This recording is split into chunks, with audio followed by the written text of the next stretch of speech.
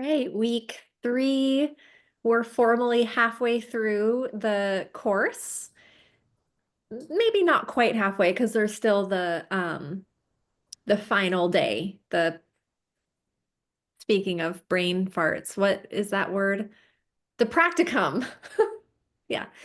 So there's still the practicum at the end. So, but we're about halfway through the content, and I want to offer some time and space to ask questions. We'll allot about 10 minutes for questions. And after that, we'll get into today's content. Neve will be teaching the first half prior to our break, all on some brain food movement and a little bit of pain science. After break, I will take over and we'll start diving into more pain science and looking at the brainstem and the cranial nerves. So that's sort of our plan for the day. But for now, are there any questions?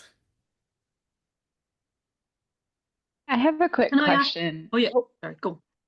Okay. I was just curious if you could remind me what the name of the book or the author was that you were sharing about last week about how the thoughts are a part of our energy or a part of movement or Oh something. I my forget. gosh. Oh, cripes. Where did I write it down? Can anyone remember it if they had it in their notes? Was there It was that Trauma and Memory by Peter Levin? No, Levin? No, that wasn't. no, no, No, that that's wasn't it. The Wakeful Wakeful Body. body, The Wakeful the Body. wakeful body. The Wakeful Body. Okay. Maureen Thank Gaffney you. is also fabulous, Jane, too.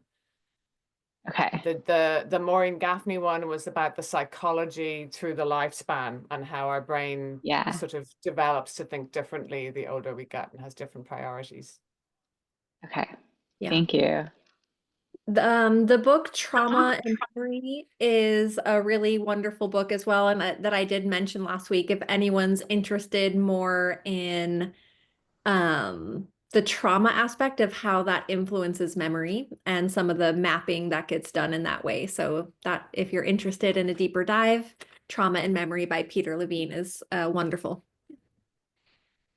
Trish, you had a question, I think. Yeah, it's a question on one of your practical videos, the balanced practical videos that we're going through on the platform.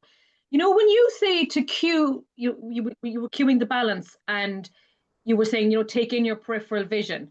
Are your eyes moving when you're taking your peripheral vision, or are your eyes staying still? Your eyes are still. So you're looking, Still you're not moving your eyes, but going. trying to see as much as you can. And you will often see people cheating in peripheral vision drills where they'll be like trying to see their hands and they'll just kind of look a little bit side to side. Okay. But the whole point is that it's not about directional looking. It's about Okay. the whole Okay. Yeah, encompassing. no, that's perfect. I was just kind of going, I'm trying not to move, but then you're saying, look at your peripheral vision, and I was the one going, what's over here to my side? So yeah, that was it. Yeah, no, that was all. Thank you. Thank you. Yes, so Astrid asked a question in the chat. What is the difference between exteroception and proprioception? So I'll describe that a little bit, and I will say the first thing I'm going to say is that they do overlap in some ways, so it can get a little bit confusing. But exteroception in a very simple brushstroke is your five senses. So what you see, what you hear, what you smell, what you taste, what you feel. So the tactile sense. So that exteroception very basically are the five senses. Proprioception is more about how your brain knows where you are in space. So proprioception is your orientation to gravity, this how fast am I moving? What's the angle of my joints? That sort of thing. So it's really about how you know where your body is in space. So some of the tactile and also visual can overlap with proprioception because part of our proprioception is I know my arm is here because I can see my arm there. But proprioception also can take place around like, oh, I know my eyes are closed, I'm not seeing it, but I know my elbow is straight right now. So it's more about locating your body in space. I hope that helps clarify some things. Neve, do you want to add anything to that? No, I think that's, because we all, well, a lot of us grew up thinking there were five senses, and now we have the addition of proprioception, and interoception is often added, and we say, well, there aren't five senses, there are seven senses. But as Diane is saying, there's a different something at work when it comes to proprioception and interoception, but of course that they contribute, the five senses contribute to those, but it's I guess more complex, isn't it, than the extraceptive senses. Yeah.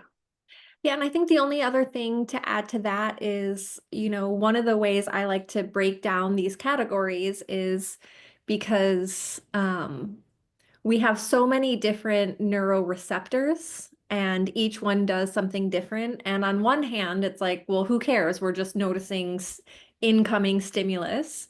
But when we're working with clients or working with students, it can be really helpful to begin to parse out what receptors work really well for them and what receptors might be a little more challenging for them. And so you can sometimes by breaking things down, like, oh, this person has really good exteroception, but for whatever reason, when they close their eyes, they can't balance or they don't really know where they are in space, or they might have more limited interoception.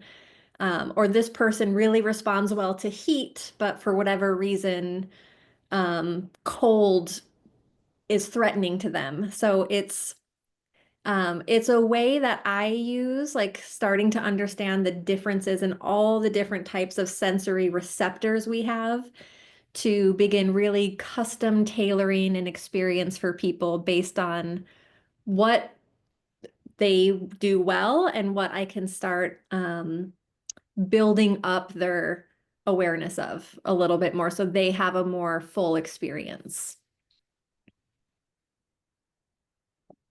Fabulous. And I think you'll be talking more about that, about the way that we can maybe see where there are bits that might not be as online as other bits of people. But yeah, that will come later.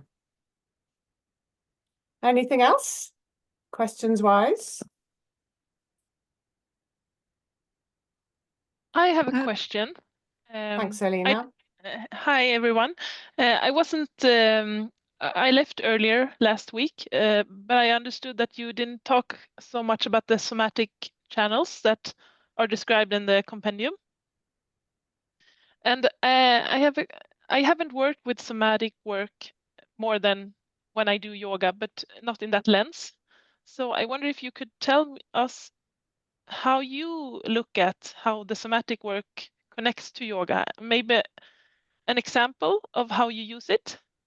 Yeah, Yeah. I'm gonna do I'm gonna do a whole chunk on somatic, hanosomatics this today, Okay. pretty soon. So if there's Oh, so I anything will, left yeah. over, no, that's fine. Mhm. If there's anything left over that I haven't addressed talking about that, then we can continue the discussion. Yeah, thank you. Good. Cool. Perfect.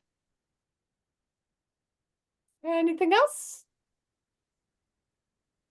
Jamie, did you have a question? Yeah, I just remembered I received the uh, week 1 quiz again, not the week 2 quiz. And I just remembered when we were talking. So the results of the quiz, I didn't get the second week, I got the first week again. Oh, I don't know what's going on with those, Dan, and we need to have a little Zoom meet together and just dive into those. I think as Dana was saying last week, we're both new to Google Forms quizzes, and we thought we had all the settings for you to immediately receive the results like pretty immediately. So there must be something off there. I know that when I filled out Diana's one, I got the results immediately. So we'll have a look, okay? Yeah, that happened the first week, but now yesterday I got the results from week 1 again, and no week 2. I mean, it doesn't matter that much. I just was curious what if anybody else had that same issue. Yeah, I mean, I did go into the settings and click, okay, I went in to say release scores yesterday or the day before, so that will explain why you got it again. But you should you should only have got that again if you had already filled out week 1. But if you filled it out a second time, you should get another automatic response. So ignore that email from yesterday, then bringing those scores to you again. That was me clicking release scores. So as long as when you fill out either of the quizzes, you get a response, that's what we need or what we want. Just ignore that from yesterday. Apologies. Can I ask a quick question? So I really like the window of tolerance and window of capacity. And it is, well, first of all, I just wanted to see if those two terms are used interchangeably, capacity and tolerance. Okay, cool. And then is it true to say, or is it correct to say that some of the exercises we will be learning and integrating perhaps into yoga classes will be supporting people to expand or to grow their window of tolerance? That is the hope. Yeah. That is the hope. Yeah. And part of the art of being a teacher, because of course, if your intention is to expand a window of tolerance, but somebody is perceiving that particular exercise as threatening, that could lower or close their window of tolerance over time. Yeah.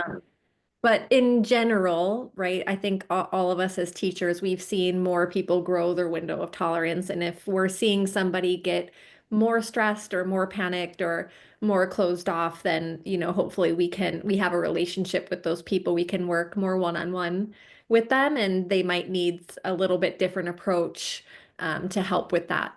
But overall, yes, most of these, the hope is that it's going to expand the window of capacity. Brilliant. Okay, brilliant. I found that a really simple and straightforward way to explain it, actually encompass so much of it that also would land, I feel, very powerfully with people. So I just wanted to double check that it's fair and correct to say that. Yeah, and I'd add to what Diana has said. A lot of what I do for neurostimulus for brain health protection is about stressing, deliberate stress. So leveraging positive stress, the hyperventilation practices in the videos, and I will talk a little bit about pranayamas next week, and also the stuff that we're going to be looking at today, the cognitive load, the sequencing and stacking. That is all adding the ability to be stressed, to take on that load, so that increases the window of tolerance. But as Diana is saying, we know that some people can't manage some of those things, and a really clear example for you is that in one of my classes, I have a student who feels nauseous every single brain challenge that I give her. So she's someone who I actually got on to Diana about that and said, what would you do here? And she suggested that she imagines the brain challenge instead of actually doing it. So something is going on for her on a nervous system level that is not expanding her window of tolerance. It's actually expanding or pushing against her intolerance in a way that's not helpful. So we'll talk about that a little bit as well. Brilliant. And just those of you receiving the recording, you received the speaker view, just to say that when Jane asked, is window of tolerance and window of capacity interchangeable, Diana gave a thumbs up. So yes, they are interchangeable. That's just for the recording viewers. Okay, we will move on, moving swiftly on. We are going to talk about brain food in movement. So as you know, my main thrust and my main contribution to this training is about hopefully protecting the brain for the future. And also a lot of what I offer can help with things like brain fog and mood. I was actually doing a lot of practice for some of the things that I'm going to challenge you with today in the forest today. And after I was practicing them for maybe 15 minutes or something, I noticed when I was walking on that my posture had really improved and my peripheral vision had improved. I felt like my actual vision had improved. These were not vision exercises, these were foot exercises. And my mood had improved. So as well as hopefully prophylactic work for the future, I'm also in the business of helping the brain feel better and influencing us in that biotensegrity way, where you've noticed, if you've looked at the sequences, that there's sequences on strength in there, nothing to do with very obvious neuroprotective benefits, but actually a biotensegrity is that, or the biotensegrity of that is that when we have stronger core strength, we are better able to regulate the nervous system. When we have stronger back strength, we have better posture, and better posture can make us feel more proprioceptively aware, which is going to make our brain feel safer. So there's lots of ways in which everything interlaces. So the beginning of today, I just want to talk about and play with more what I call brain food in movement. The simplest part of minding our brain is, as Diana has spoken about, as I've spoken a lot, is through safety, and how a sense of safety in the brain allows us greater mobility. And safety, I think, we associate with the parasympathetic, with the rest and restore. And we've seen how when we feel safer, we are afforded better mobility. So I'm going to be doing a little flexibility test here. Those of you who've done my Yoga for Menopause training will know this inside out, and you might have been teaching it to your students since.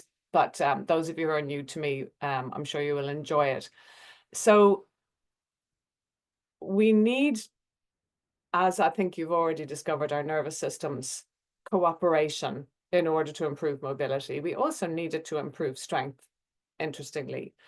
And you'd be forgiven for thinking that the best way that we can help to induce that safety response and that permission to move from the nervous system to the body is by maybe doing a restorative pose, or breathing deeply, or doing a nice meditation if we like meditation, calming practices basically. But actually, giving our brain complex challenges has the same effect as, if you like it, a deep breathing practice or a restorative pose, and actually sometimes a more immediate effect of making the brain feel safe in order to allow our bodies more freedom. It might be because the brain feels more confident while you're challenging it, or it might be that the things that we do are so complex as to be meditative. But my sense of it, and when I did my own study in this, was that it's actually the brain recognizing that you are giving it nourishment or challenge that makes it aware that you are, that it is adaptive to a wide range of circumstances. So this is the real key for the brain. It wants to know that it can respond to any circumstance, not just I'm able to respond to if my house goes on fire and if I see a tiger. I also need to be able to respond to something I've never heard of happening before. So the more I feed it new and interesting stuff,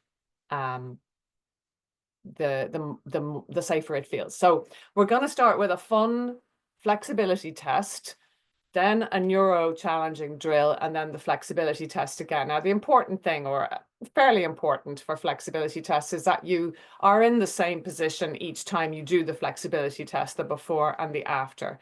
So one of them is a sitting one of them is a standing one, and one of them doesn't matter. So I'm about to apologize myself and say, oh, did I record? I did. I had to apologize and say, forgive me if I've done this with you already, but actually it works every time, so it's fun anyway. So sit in a position that you can remember, and just see, without being in any way yogic and trying to be fantastically bendy and pushing past your limit or trying to go further, as a normal person, Stop when you feel that first desire to stop that you would normally stop if you were just not being a yogi. So we're going to do a neck flexibility test first. So turn your head to one side, see how far it goes. Notice the first point of tension, come back, turn the other way, see how far it goes. Don't push yourself and come back. And then we're going to stand up. And again, please don't be yogic about this. Just see how far, as a normal human in the normal world, how far and how easy is it for you to reach your hands to the floor with straight legs? Don't hurt yourself.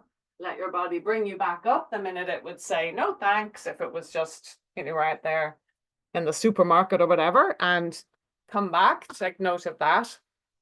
And the last one is the funnest one, which is to hold your thumb and little finger together, then crunkle your knuckles. I don't know if crunkle is a word, and stack your 3 remaining knuckles vertically. Haha, Karen already knows what's going to happen. You opened your mouth. We're going to try and put those knuckles between our teeth vertically.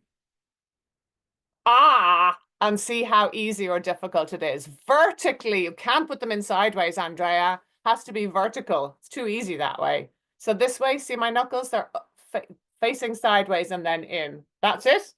And then take them out. Just notice how flexible or otherwise you were. Lindsay, I think you also did straight in that way. Put the hands sideways, stick your elbow out. That's the one. I love it. Okay.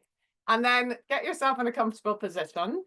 And you could do a lot of different neurological drills. This is just an easy one to do sitting down. So is anybody left-handed? Well, there might be left-handed in the recording, so forget I've asked that. Your dominant hand, the one that you write with or whatever, pick your nose with, you're going to flap that up and down just from the wrist. You don't have to do anything fancy with the arm. Keep your shoulder relaxed and just flap your wrist. And the other hand, your non-dominant hand, is going to circle. Now, please don't ever stop flapping the dominant wrist, and please work to make these circles smooth and accurate. Keep flapping that right wrist, Jane. Maybe a little faster. Give yourself a difficult time to reverse the circle. Try and really smooth that circling. And then if you're finding the circling quite easy, turn it into sideways figures of 8 or infinity symbol. Don't stop flapping. Keep an eye on that dominant hand. Some dominant hands going circles as well. Careful, Kim. And then reverse your figure of 8. Geez, Shalini, you're doing a seriously fast flapping. I'm impressed. Keep going. And then you're going to try and spell your name in the air with your non-dominant hand. I can feel my cogs working so hard, my brain cogs. And then go back to your sideways figure of 8. Keep getting lovely, smooth and coordinated movements. And then we're going to let it go. Get back in that position you were in before and test your neck mobility. How far is it going before it first says stop? Then test your standing forward bend. How far do you go for that? With ease, like when's the first point that the body says, no, that's enough, thank you. And then come back and do the knuckle test as well.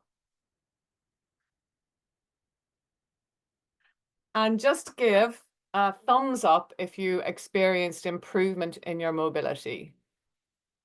Yeah. Maybe it's better to ask, did anybody not experience an improvement in their mobility? Oh, that's amazing. Only So in my jaw. Say again, Cody. Only in my jaw. It feels like it's gotten tighter. Oh, okay. So that may be an indication that the load that we gave you was too much, that I gave you was too much. If something's gotten tighter. So I shouldn't have said a change in your mobility. I should have said an improvement in your mobility. So you didn't get an improvement. I got an improvement in the other 2. So 2 out of 3 I got.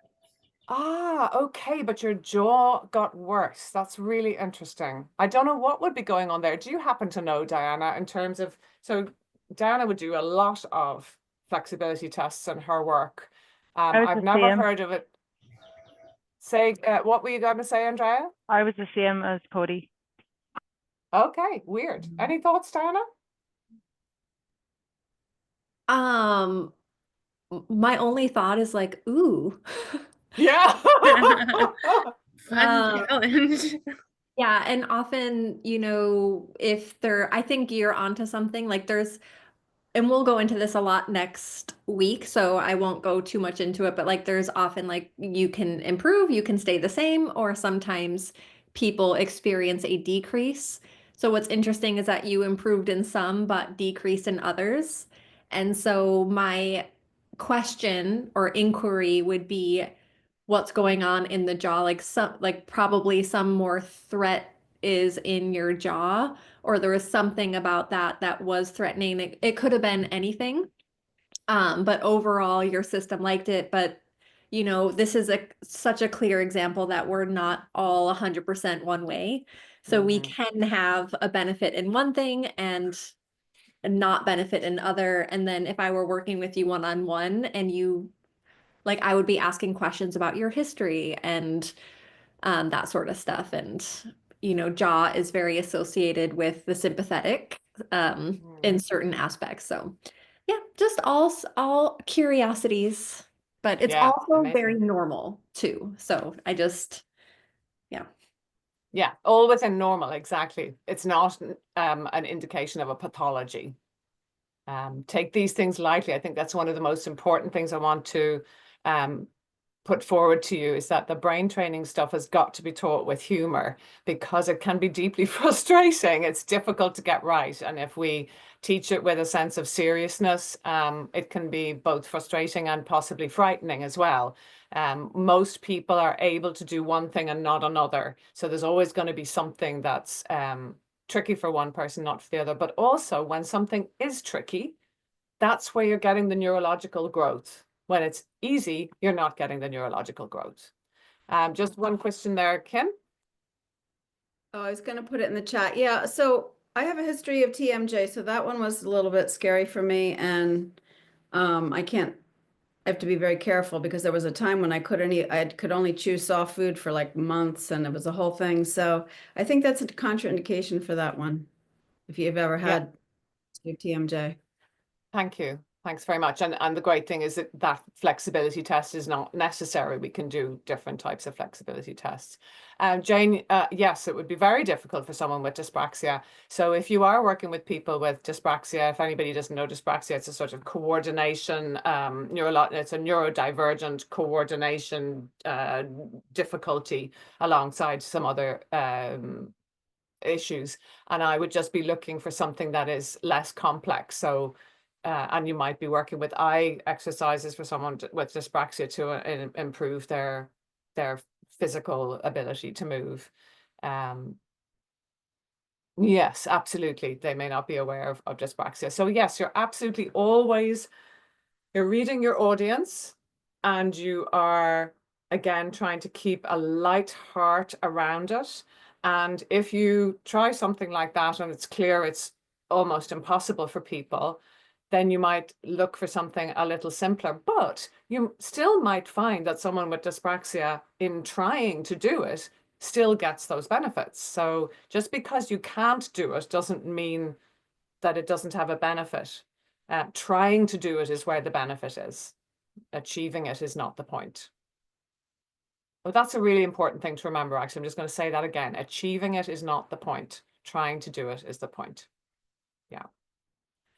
Okay, I'm just going to do a little screen share. Dana, while I'm teaching, will you keep an eye on the chat? And if anything needs to be addressed in the moment, give me and interrupt me. But if there's questions and things in the chat that I can address afterwards, then don't interrupt me. Does that make sense? I would look at them, but I just get very distracted if I do. So let me just find my thingy to share.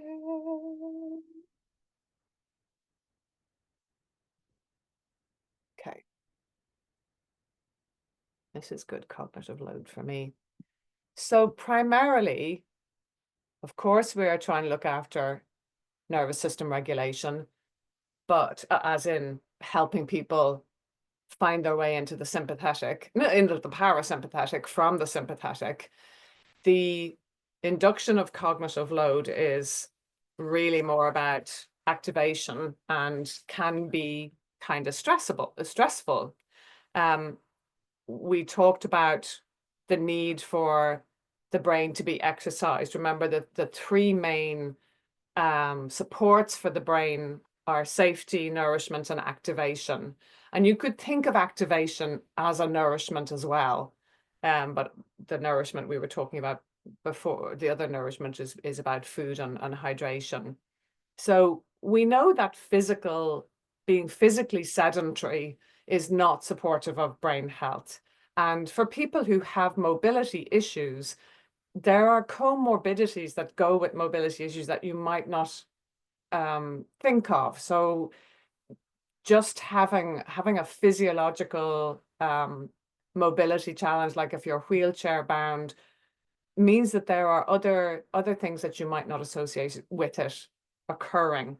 Obviously, if you're able to move your arms, you can do lots to support your strength. You can do lots to support your neurological challenge, and you can do intellectual pursuits as well. But the being physically sedentary, we know is not as supportive of health as being physically active. And we don't need to be exercising like a lunatic to be physically active. Remember that NEAT, non-exercise associated thermogenesis, so things like tidying your house, walking the dog for 15 minutes, going upstairs to the toilet, etc., are good ways to stop being sedentary. But just as physical sedentary creates atrophy in the physical body, then neurological sedentariness, so not learning new things, can contribute to atrophy in the brain. And as I said before, the brain needs to know that we are able to respond to a lot of circumstances. This is an incredibly important thing.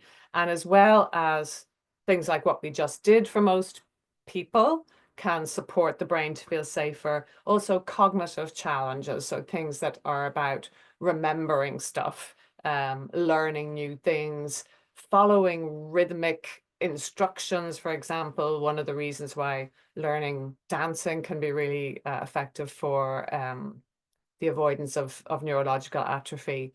So we're able to grow new neurological connections into our older years. It's less easy than when we're younger, but we can still stimulate the brain, which is why someone who's had a stroke, for example, even in their elder years, through effective rehab, they can regain some functions. And it may be that a different part of the brain learns to take on some of those functions, or some neurons can revive. So after neuronal death, some neurons can revive, but it will be, of course, as you might expect, less easy, the older that you get.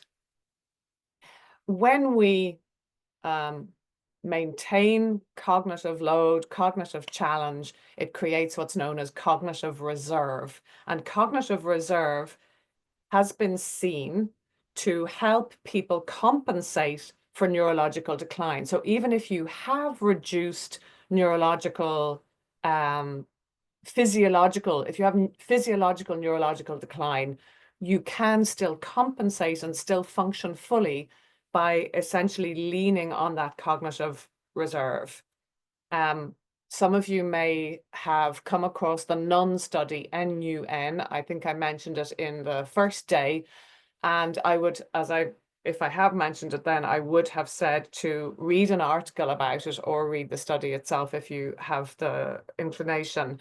And you'll see that you can have physiological changes in the brain and still be fully functional and still have a good memory, even though the physiological changes would suggest that you wouldn't have.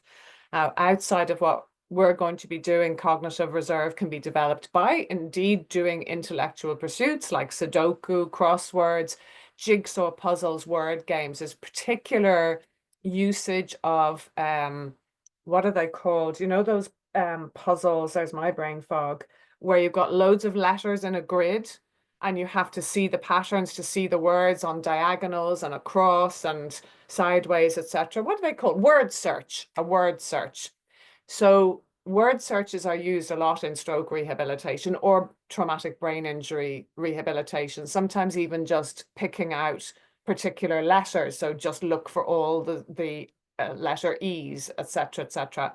So I think that, as far as I know, jigsaw puzzles and word searches are used more in brain rehab than something like Sudoku or crosswords. So definitely worth doing. And if you have someone in your life who does have cognitive decline or has had some kind of brain injury or brain related pathology, then offering them word searches and stuff like that might be helpful, especially if they're not ambulatory, they're not able to walk, or they're not able to exercise in ways that you might hope for them to exercise.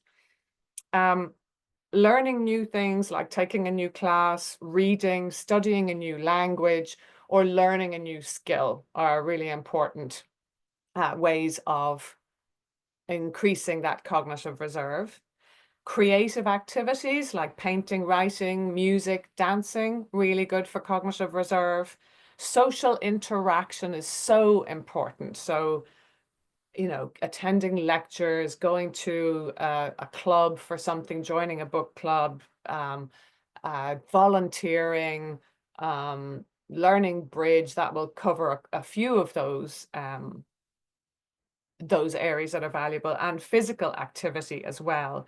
So exercise, aerobic exercise is particularly good for the brain because it helps with blood flow and protect against atrophy.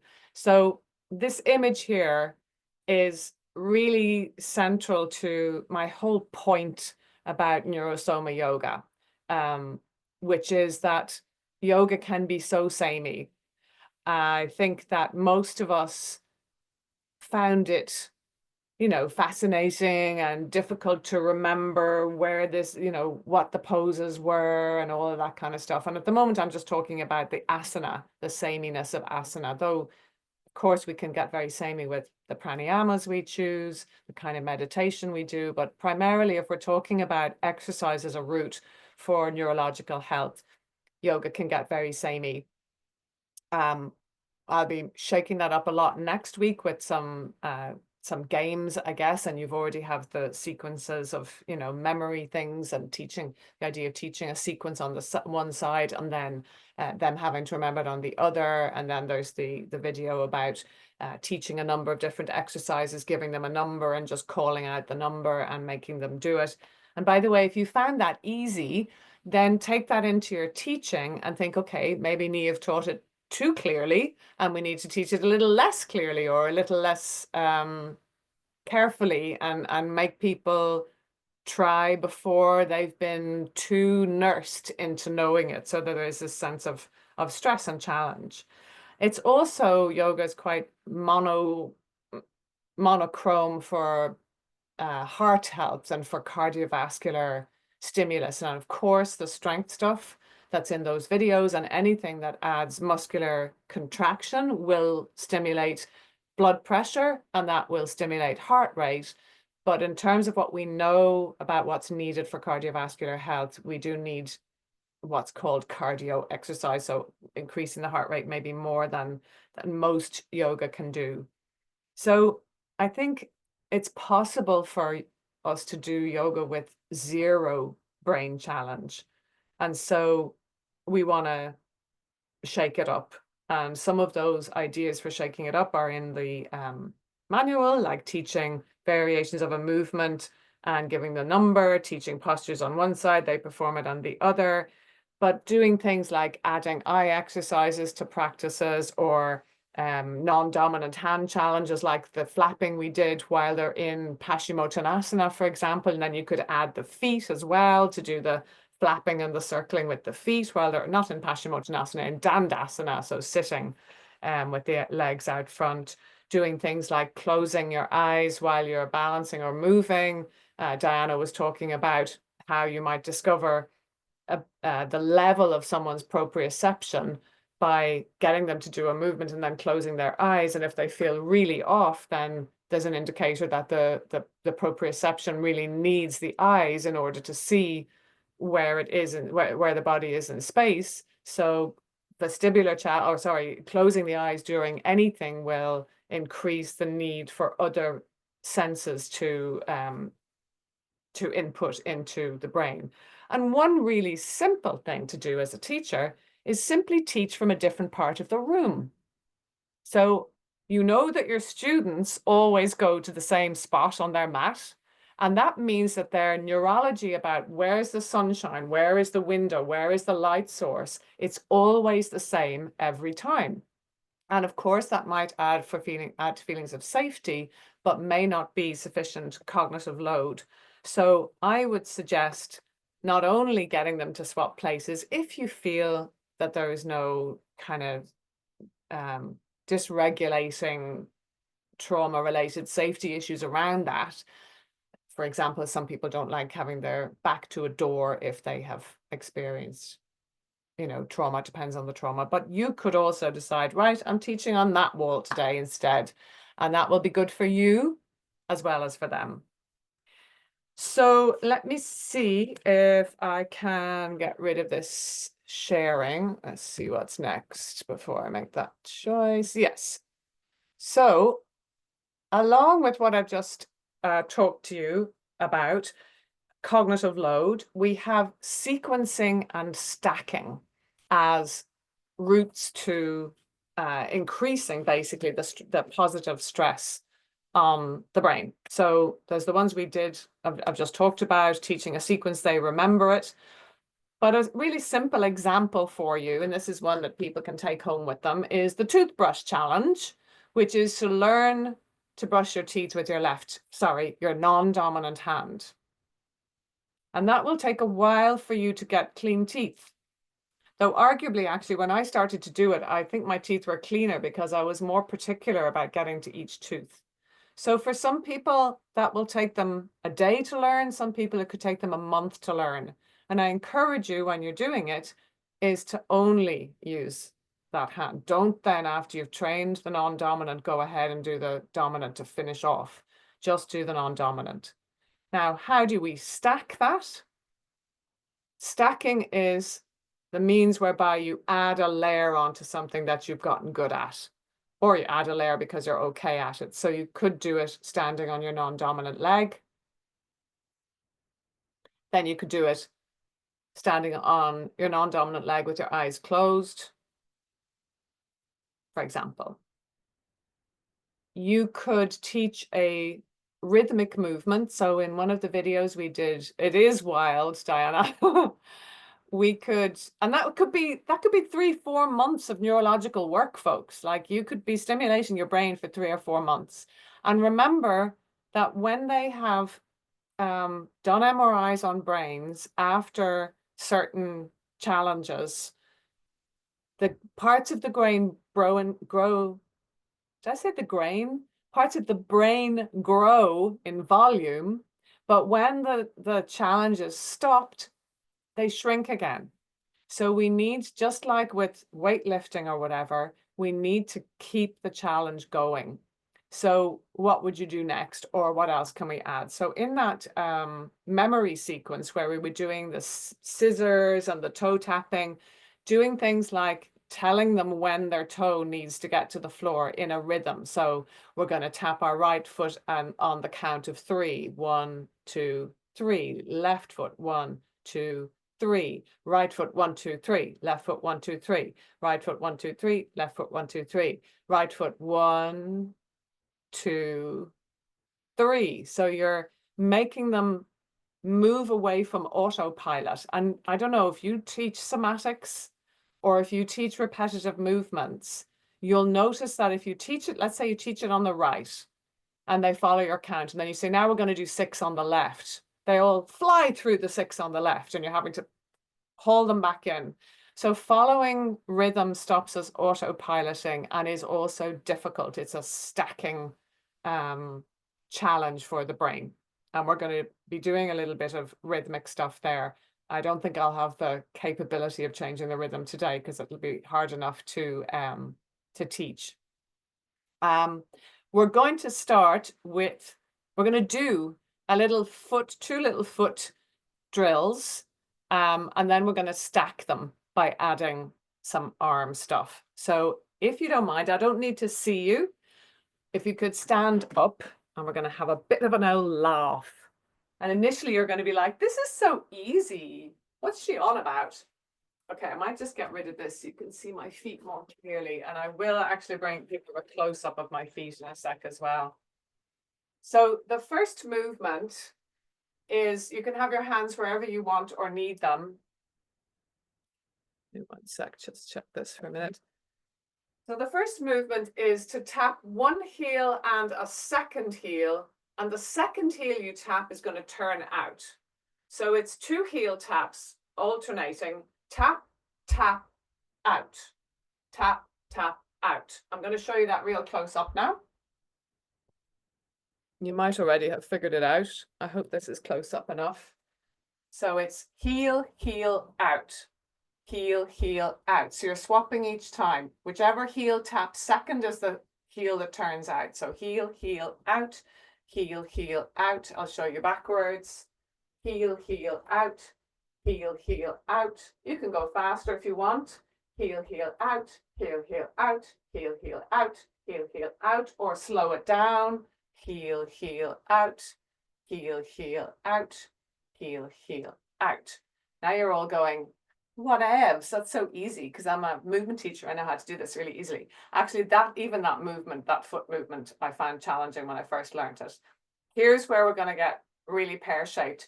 Your hands are going to cross when the heel is out. So it's going to look like this. Heel, heel, out. Heel, heel, out. Heel, heel, out. Heel, heel, out.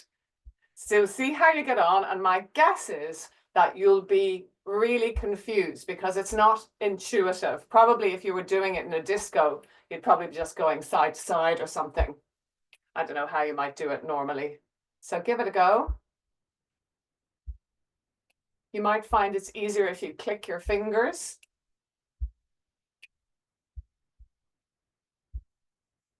And just come and tell me, give me a thumbs up if you find it hard. Yeah, a few people finding it hard. And it's not constant crossing of the arms, Leonora. I have a feeling that you're going with the arms a bit faster and you're doing a double there. So we're keeping the arms out while we're doing the heel tap. Heel, heel, cross, heel, heel, cross, heel, heel, cross, with the heel turning out.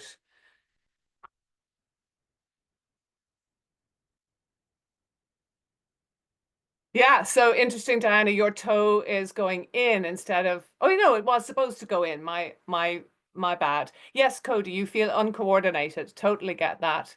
And I will tell you that I took about a day to do it, to learn it, a day of like a few 5-minute practices. Somebody said something interesting there. Yes, it gets easier when I say it. That's probably my bad. I probably shouldn't do that. Oh, don't worry about your clicky hip, Carrie-Anne. Don't do it if it feels easier with the arms. Amazing. Oh, no, that was something else, wasn't it? Oh, no, it was that. Cool. So the great thing is that if you found this easy, you're not going to find the next one easy. So this would be a good indication of something to offer people at the beginning. And then if they find that easy, you can teach them something a bit more difficult. Getting in your head about where your weight is. The weight is pretty, yeah, it doesn't shift much, the weight. It's pretty almost even on the balls of the feet. Okay, come up for this next one. I might be teaching it to you too easily. Maybe I need to challenge you more. So this foot movement is 1 foot in front, feet together, the same foot out to the side. Then the other foot in front, feet together, out to the side. In front, together, side. In front, together, side. In front, together, side. In front, together, side. So see if you can perfect that. In front, together, side. In front, together, side.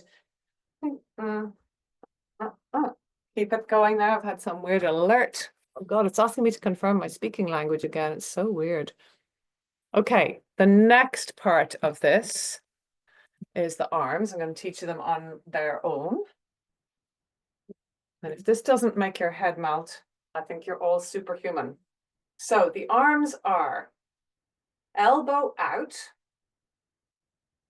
elbow down, arm slightly across and straight. Let's do that again on the right. Elbow out, elbow down, arm across and straight. Then the left side, or the other arm, elbow out, elbow down, across straight. Out, down, across straight. Okay, here's the hard thing. So same side. This is stacking now. This is an example of stacking, because some people would find the arm movement difficult to get the first time. Some people would find the leg movement. So you wait until they've got those things before you move on to stack. So the stacking here is the arm and the leg at the same time.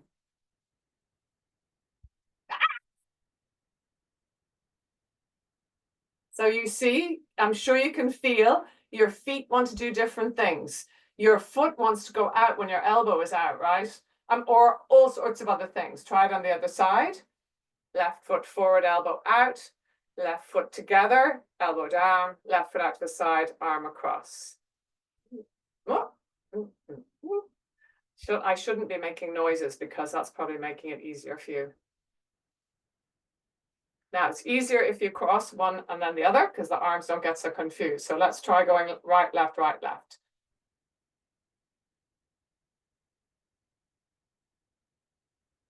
The minute I get, I stop concentrating, I go wrong or talk to you.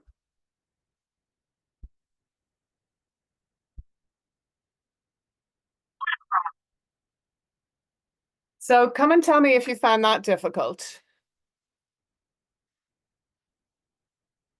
Yeah.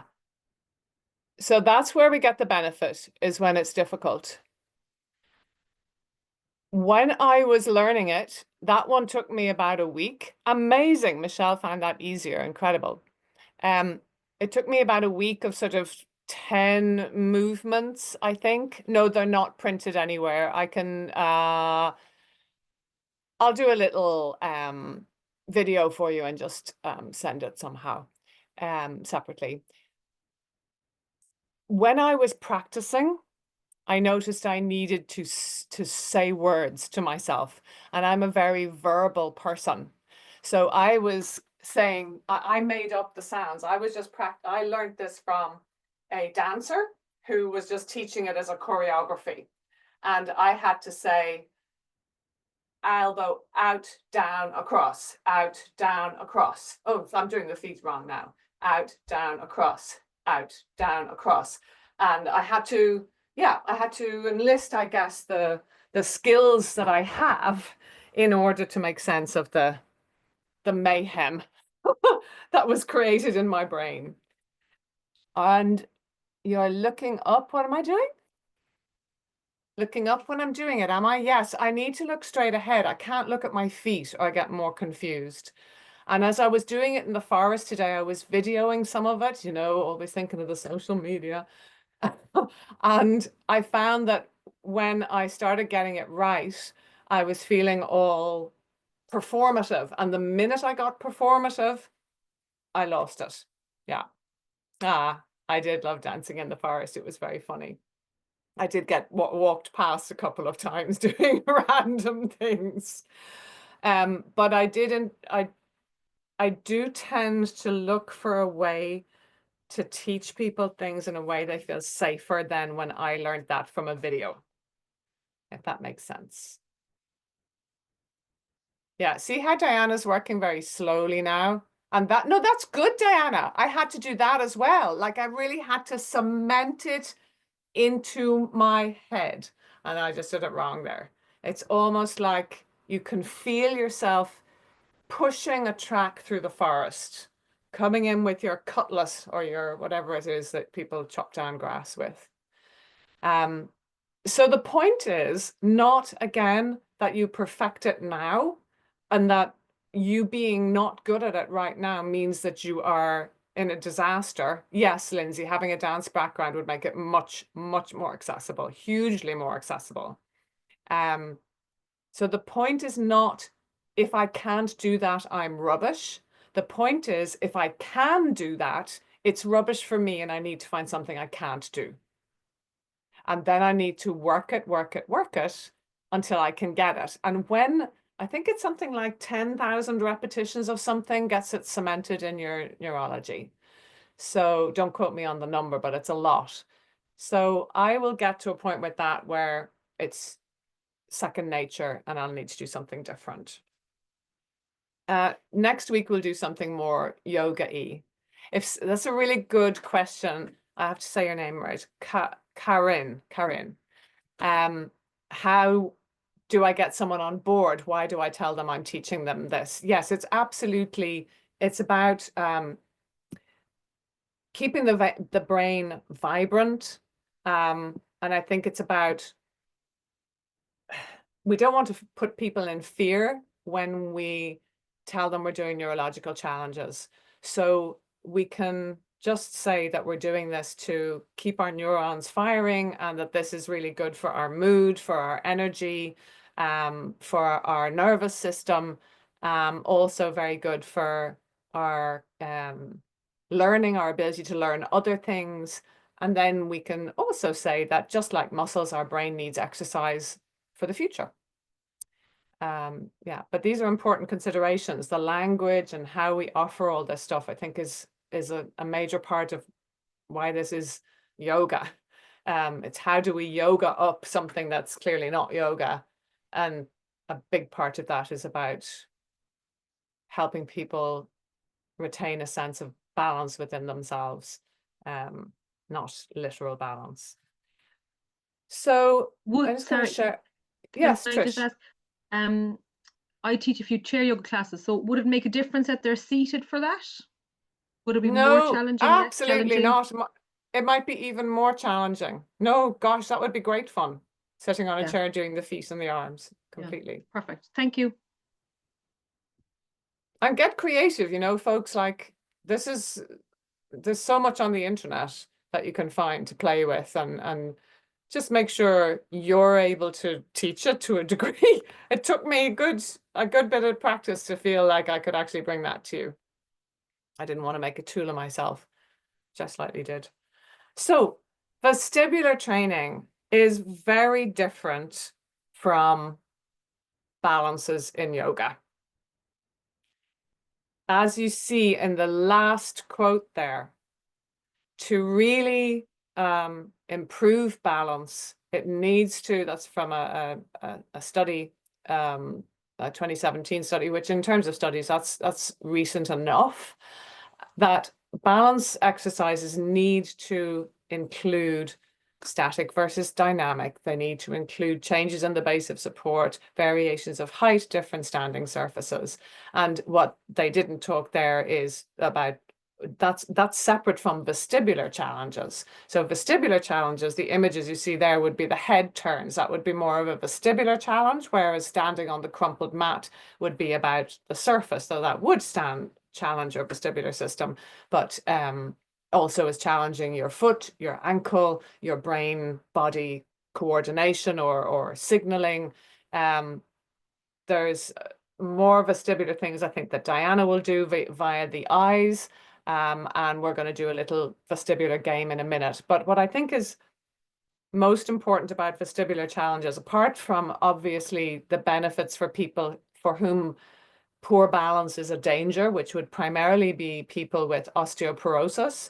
So adding robust vestibular challenges to your teaching, if you have women over 50 or over 60 in your class, is a big gift, because falls is where the danger of osteoporosis lies. One of the dangers of osteoporosis lies not in having low bone density, but in falling and breaking a bone. There are other ways you can break bones too, but we're not going into that today. But most interestingly is that research has shown that vestibular training increases cognitive function. And really interestingly, when Diana and I were discussing this project, she was thinking of the vestibular system as actually part of the brain. I was thinking about it separate from the brain.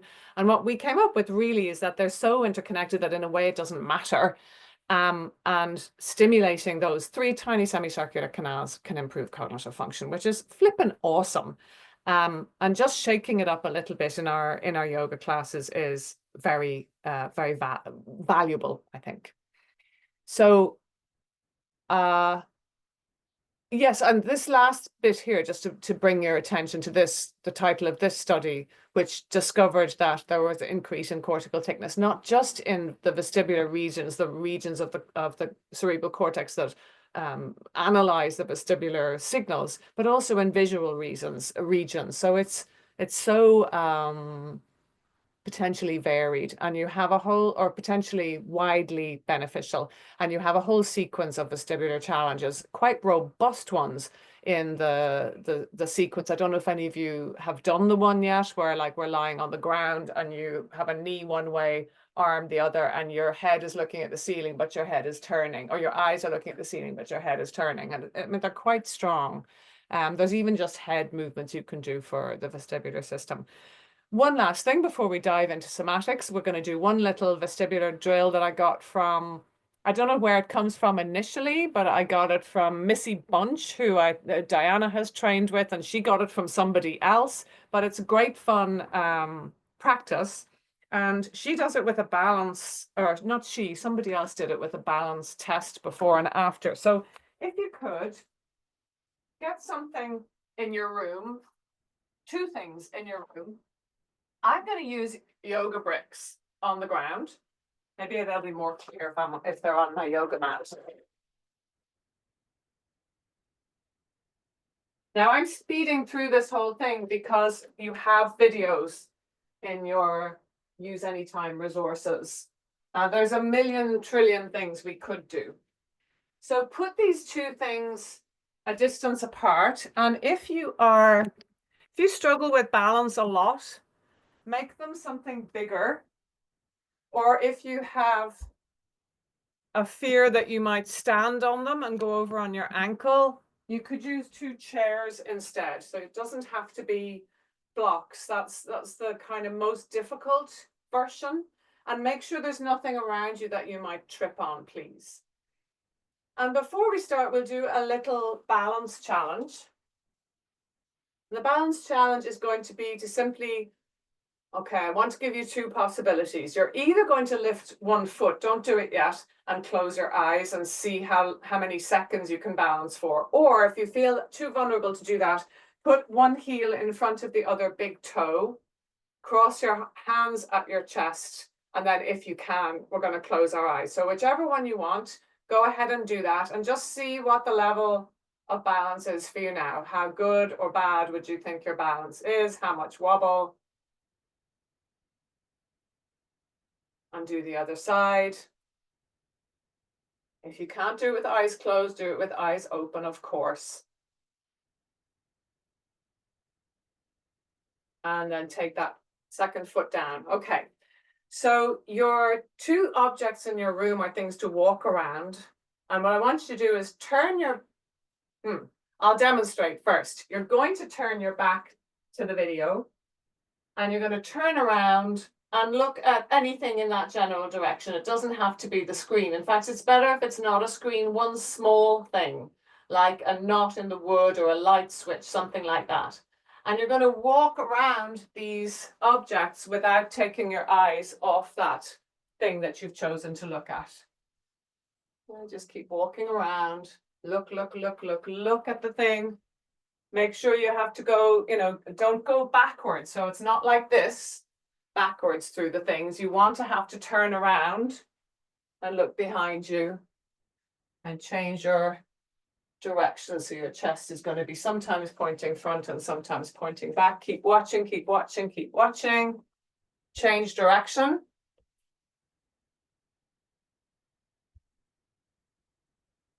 Don't let your eye come off the object. And then come back. Take a moment to let your vestibular system settle. But don't jump into a balance now. Maybe 30 seconds just standing and inviting stillness. So if you have done the sequence, the vestibular sequence, you'll notice there's a lot of rest between vestibular challenges. A couple of deep breaths might help you.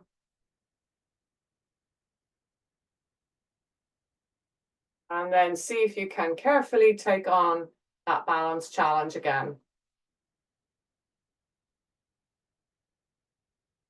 See what, if anything, has changed. Maybe be aware of the foot that's on the floor. Change side at some point.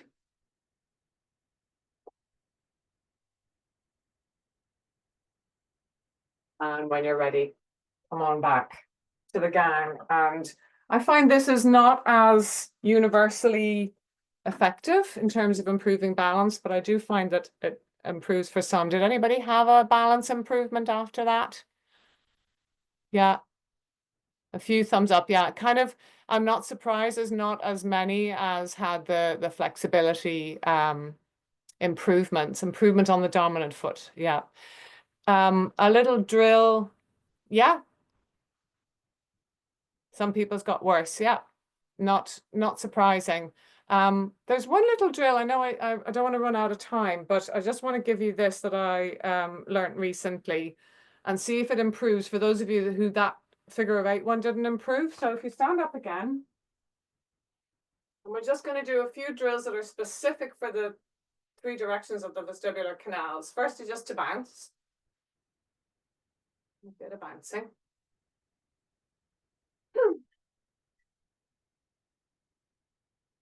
And come back to center.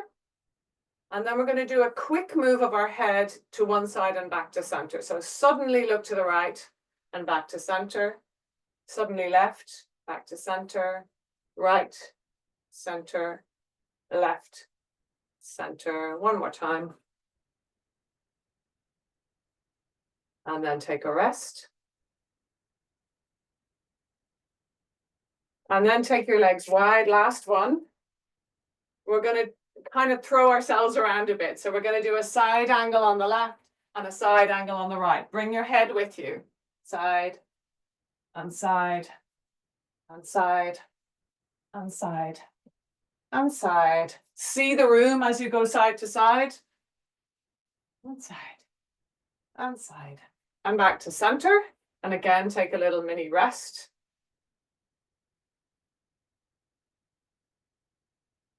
And then see how you get on balancing, possibly with the eyes closed. So just know that when the eyes are closed, it's much harder than the eyes open. So this is the most difficult way you can balance. And change sides again.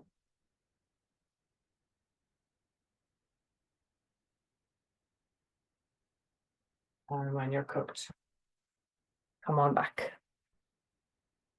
Any improvements for anyone who hadn't had an improvement there? Yeah. For you, Shalini. Yeah, amazing. Fab. So again, you know, pointing out what Diana was saying, there is stuff that's great for some people and other stuff that's great for other people. So for the sake of time, just very quickly, was there any questions that around the whole cognitive load thing and, you know, stimulating the brain, those 3 sections, the sequencing and stacking, cognitive load, and the vestibular, aware that most of that content for this is in the pre-recorded pieces. Was there any questions? Okay, so we're going to, Sorry, I had a quick question. When you're kind of doing the side angle to side angle, you said like look at the room around you. Should your eyes be relatively fixed and you're just kind of observing, or should you also be kind of like moving your eyes, I like think there's looking at them? probably enough movement in the head to not have to be concerned about eye particulars, but what's actually happening when we move our head side to side is we are doing what's called saccades. Every time whatever we're doing, our eyes are moving in little jerks. They're not moving smoothly unless we choose to move them smoothly. So when you're going side to side, it's just making loads of little adjustments to see. I don't think you have to be particularly conscious about that. Just what I'm saying is don't just look at one spot, but actually let your head see the whole room, whatever's in front of you. Yeah. Oh, thanks, Ree. Apparent motion. Ooh, fancy. Okay, so the lovely thing is that after all that craziness, we're going to do some somatics. And I'd like you to come down and find yourself space on the floor. For Hana somatics, I tend not to use my yoga mat, but the thing that we're doing today, you can have your mat. Oh, where's my video gone? Turned myself off by mistake. Oh, blimmin' heck. So you can choose whether to have a mat or not.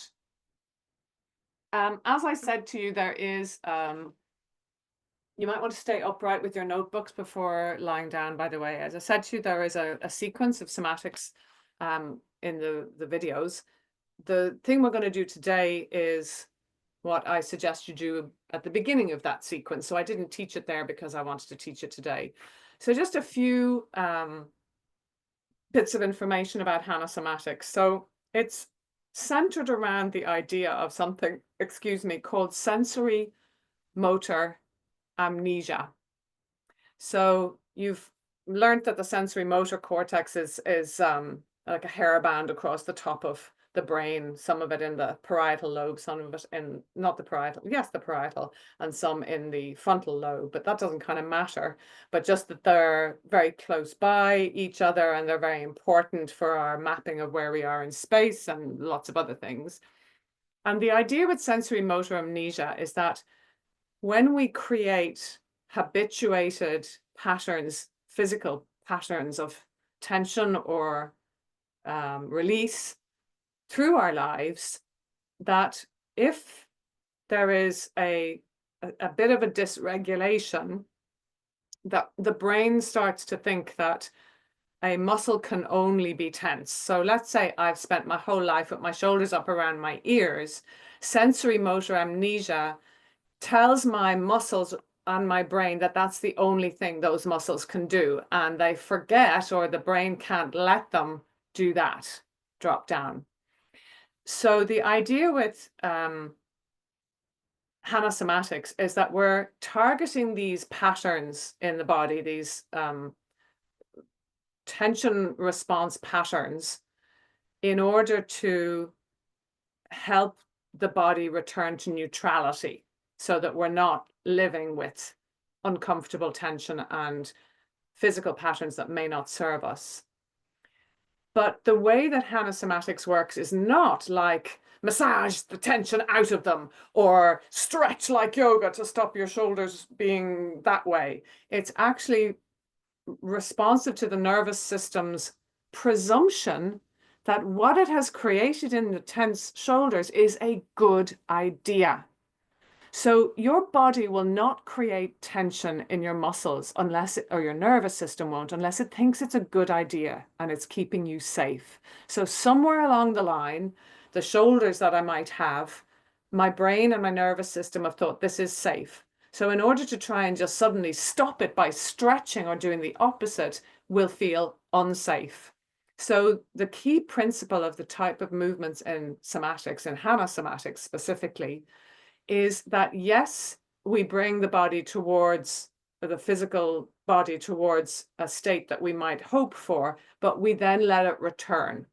So you'll see that all the practices are about muscles contracting short and muscles contracting long.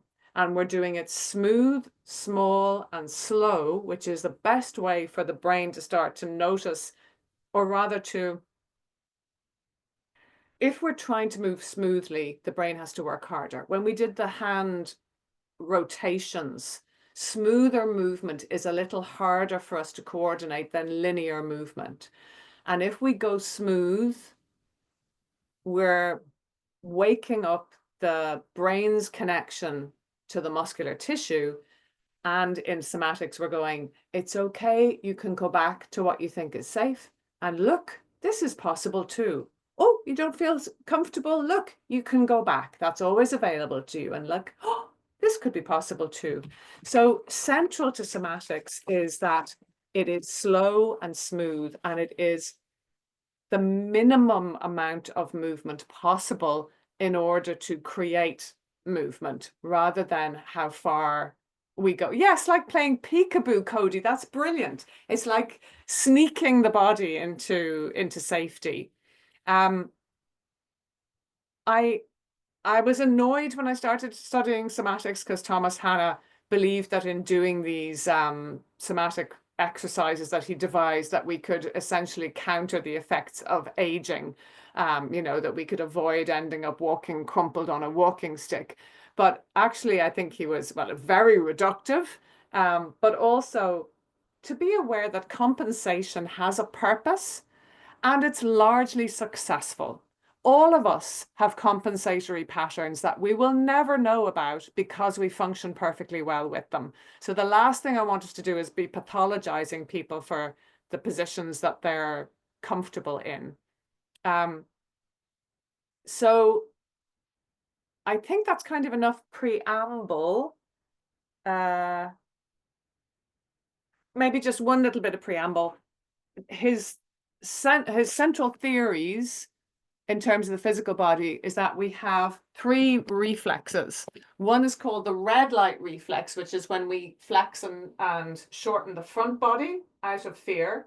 The other one is the green light reflex, when we're on the go, go, go all the time and the back body is tight. So front body is tight with red light, back body is tight with green light. And then he has what we call the trauma reflex. That's not meaning psychological trauma, is that if we've had an injury to a hip or we have scoliosis, that we make asymmetrical tension patterns. You know, if you see someone standing and one hand sticks out more than the other, or whatever it is, any asymmetrical kind of patterning would be called the trauma reflex. So let us now lie on our backs in what we call in somatics constructive rest, often in yoga too. And I would say the cornerstone movement of Hanna somatics is arch and flatten. And it's a really nice one when we've done asymmetrical movements to come back to the center line of the spine. Some people find it hard to find, so I'm just going to give you a beginner's route to finding arch and flatten, which is just to hold one knee in each hand very lightly and let the two knees drift towards you without pulling them, just through a sense of broadening of your lower back on the floor. Don't pull them, please, at all. Inhaling, bring your knees away, and you'll notice a natural arch of your lower back. Exhale, let the knees drift in. Just by flattening the lower back, you could do it no hands. Inhaling, the knees drift away. The reason the hands are there is that we're not trying to bring the feet to the floor and turn this into a strength exercise, just as far as the fingers can still touch the knees, and you'll feel that arch and flatten. Then bring carefully your feet to the floor, and we'll find that on the floor. So very easily, you can just think of, as you exhale, letting your lower back gently touch the floor. Don't go so far that you need to engage your buttocks or your thighs. It's not an exercise of strength. It's just a mobilizer. And then as you inhale, roll your tailbone towards the floor so that a space comes under your back. It doesn't need to be a big space. Maybe someone could drive a toy car under your back. And as you exhale, that toy car would get squashed. Or rather, it would probably hurt you, in fairness. Inhaling, we're bringing the tail to the floor. We're arching. You may be noticing a little bobbing of your head. Exhale, we're bringing the lower back to the floor. So carry on in your own time. And what I'd like to draw your attention to first is the muscles of your lower back, quadratus lumborum, and some other muscles too. When you arch, the muscles of your lower back are contracting, gliding short. And when you flatten, The muscles of your lower back are contracting or gliding long. They're not just letting go, they're slowly creating this movement. So really tune in. And if you had green light reflex, they would be used to gliding short into the arch. So you'd be going, look, yeah, it's okay to be there. I know you like that, but look, as you flatten, you're telling them, look, you can also release. And as you inhale, you might arch and feel that shortening. And then can you bring your attention to the muscles of your abdomen, particularly your rectus abdominis, what you might call six-pack, though actually it's much less likely for female six-packs to be evident because we generally have more adipose tissue. So the six-pack phenomenon is very much a masculine imposition on the female body, but we do have it. It's just usually under more layers. So could you think of that muscle gliding short as your lower back touches the floor and the tail tucks, and gliding long as you arch? And think of these two sets of muscles, the rectus abdominis and the quadratus lumborum, or the lower back muscles, as smooth facilitators of two states of red light reflex when the lower back touches the floor, shortening of the front body, and green light reflex as the lower back arches. And the whole point about putting somatics into this training is that it is, to my mind, a nervous system support through movement that is pretty much unparalleled in terms of its kindness to what we need, its accessibility. You could do this on a chair, on a bed. People who are not ambulatory could do it. Of course, people who do not have spinal movement would not be able to do it. They could think it though. And what we're trying to do is notice that there are no judders or stutters. If you feel it's jerky, make it smaller, and we're trying to make this smooth and slow. And the next layer I wouldn't add in the first class with people. This is much more subtle, but you as movement professionals might be able to feel it just out of interest. Think into your sacrum, the triangular bone at the back of your pelvis, and where your tailbone is, your coccyx, and where the top of your sacrum is at the lower part of the lower back.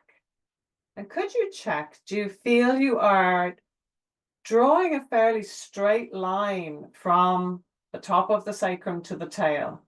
Or are you deviating slightly to the right or left?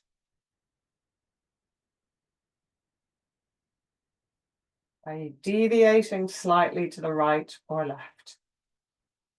And if you notice that there is an asymmetrical deviation, rather than trying to fix it, could you go towards it even more? If you don't have a right-left deviation, just choose a side and choose to deviate your line very slightly to one side. So you'll just feel like you're maybe rolling to the side of your coccyx and to the opposite side of the top of the sacrum or the center of the sacrum. So let the body go where it's asking to go. One of the key things in somatics also is looking for pleasure, which is also really supportive for the nervous system. So notice what's pleasant about this, as well as this deep interoceptive practice. And then try and go the opposite side, which will be a real neurological challenge if you had a natural deviation. It won't be such a neurological challenge if you didn't. And try and go diagonal on the opposite side. No one would really notice from the outside that you changed your direction unless they had a keen eye. So it's not like you're rocking the knees side to side or going very much to one buttock or one hip. It's really just a subtle reach to the other side of the tailbone. Do that a few times with your breath.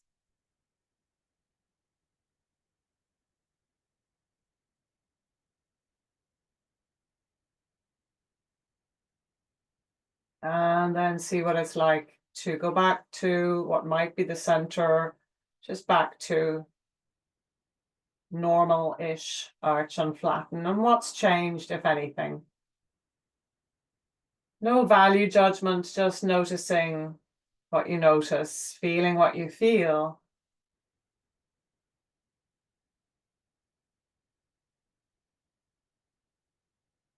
Softening your jaw.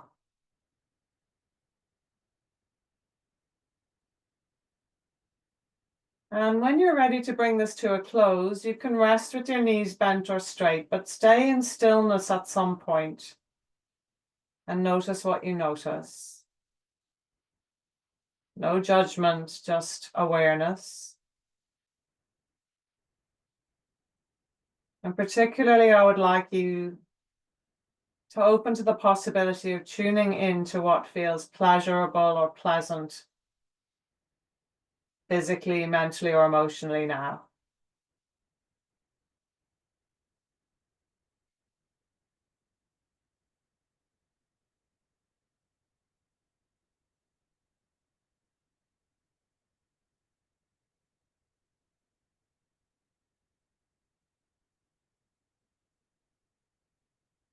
And not only noticing what you notice, could you feel what you notice? By which I mean, indulge in diving into some pleasant sensation. Kind of the difference between eating ice cream while watching TV or sitting and eating an ice cream with absolute awareness of every lick, every flavor, every texture, every temperature.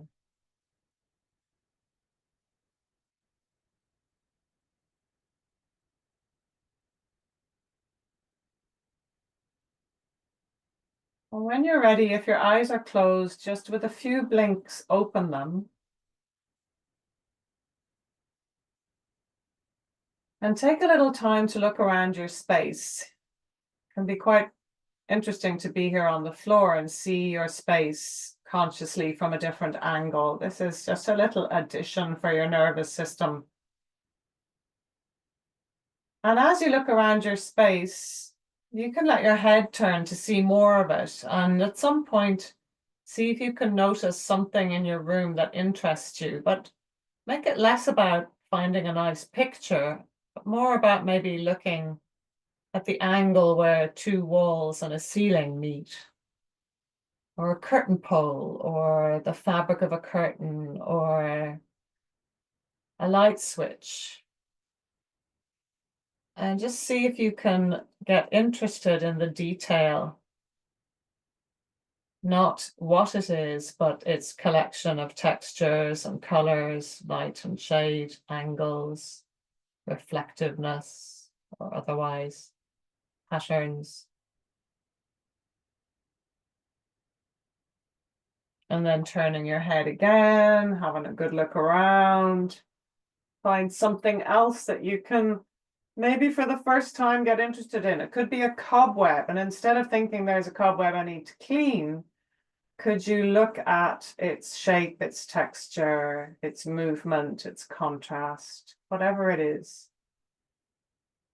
And as you allow yourself to orientate in this way quite objectively, notice how you feel in your body and in your nervous system.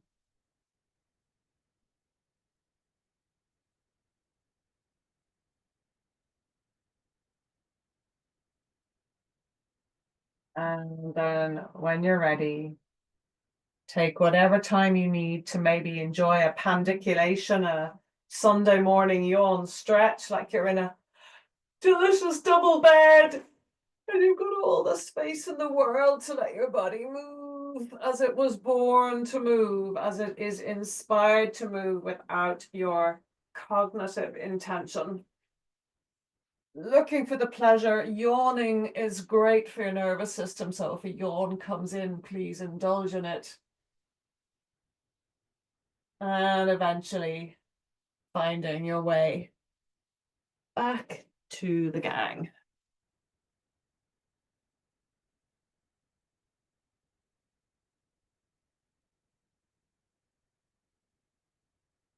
And before I move on to the kind of very next chunk, which is a very different chunk, let me know, please, if you have any questions or observations.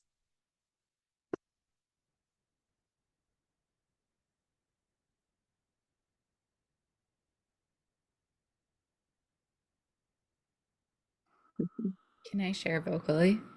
Yes, please. Delicious.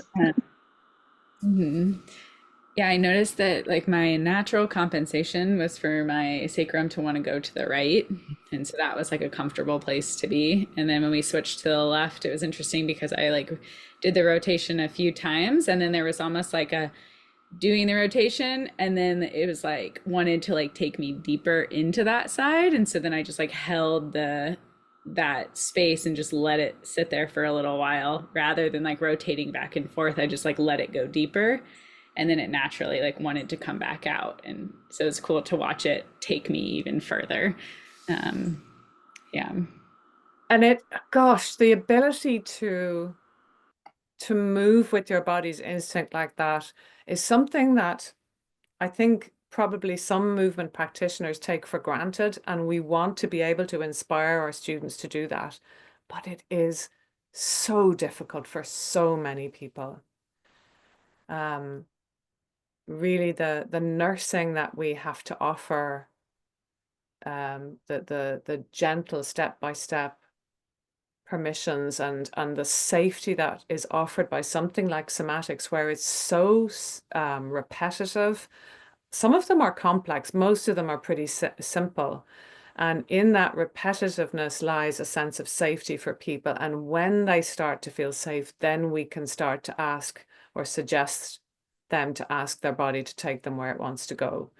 So that gift that you have to respond to that is not easily found for most people. I think we forget that as movement practitioners, how disconnected many people are. Yes, feeling grounded, Helena, absolutely. Yes, interesting, Andrea. Yeah. Yes, Jane. Sorry, I'm speaking over you. I find the same for pandiculation.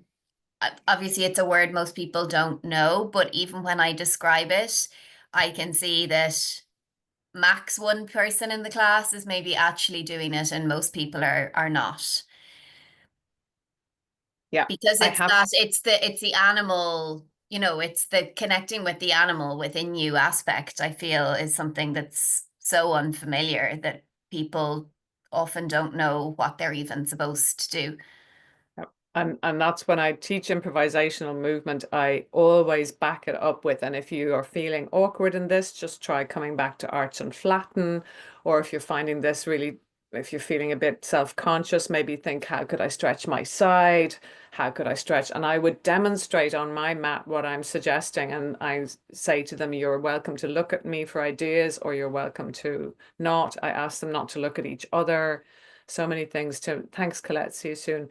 So many things to help people feel safe are really important. There's, yes, Andrea, I see your stuff there about the psoas and the feet. There's somatics goes all over the place, but there's also people who've trained in somatics get quite bored quite quickly, and we tend to add stuff and improvise. It can be quite restrictive, but I think it is a beautiful gateway into safe release of tension and mobilization. That's nice, Cody. Lean into silly if you feel silly. That's nice. Mobilization and gentle strengthening. I think people are unaware of how strengthening, like the muscles are engaged there. And in some of the stuff in the video that you'll now do, like the knees coming to the side and then being hauled up by the strength of your core, is strengthening in a subtle way. Some of my students call it strength by stealth, which I think is, a benefit to it as well. Yeah, it's a big thing. It was a 200-hour training to train as a somatic education coach, and then you can go on and train to do clinical one-on-one work as well, which, oh, look at Diana's cat. Oh, cat's having a somatic time. Yeah, the pandiculation is tricky, and I would always also say yawn stretch Sunday morning. I wouldn't just say pandiculation. And know that a lot of people won't be doing it, but hoping that in giving them a few structures to come back to if they're feeling silly or awkward or lost, that they'll maybe eventually get there, but they may never get there. But even at least if they know that it's a possibility. Yeah. Somatics is pandiculation, by the way, Jane. Pandiculation basically just means contraction and release of muscle. So when we yawn stretch, we're not relaxing muscles, we're actually contracting every single tissue in our body, every single contractible tissue in our body. That's why when we stop, the relaxation is so delicious. So our muscles don't actually stretch, they actually contract long and contract short. It's a whole other conversation. Oh, go ahead and shake, Carrie-Anne. Yeah. I love pulsing. Pulsing is the last movement in the video online, and that's a really beautiful option that might help take care of that desire to shake. So some of somatics can feel quite constricted. Yeah, it might feel a bit anal to some of us who are a bit more wild. Yeah. Okay. I'm aware that I haven't seen every single movement. Sorry, not movement. I'm reading words while also speaking. I'm aware that I haven't read every comment. So if there's anything that I don't address, if there's time before dinner, you can, or lunch, you can ask me again. I do love the comments, but it would just take too long to go through them.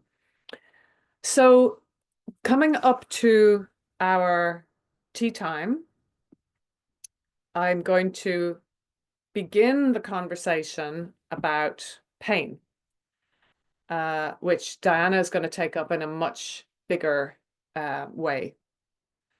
So let me just find my screen share. Well, maybe just before I share, actually. So the journey that we think of as pain is actually a journey of threat receptors. So when the body thinks there's a threat, when the brain thinks there's a threat because of something that happens in the body, it sends signals that we have called pain. And the receptors, Dan already talked about them, I think I might have already as well, are called nociceptors. I love that term because it begins with N-O. That's not what it means. It doesn't mean no, but I love it that is a bit like that. It's like, no, don't do that.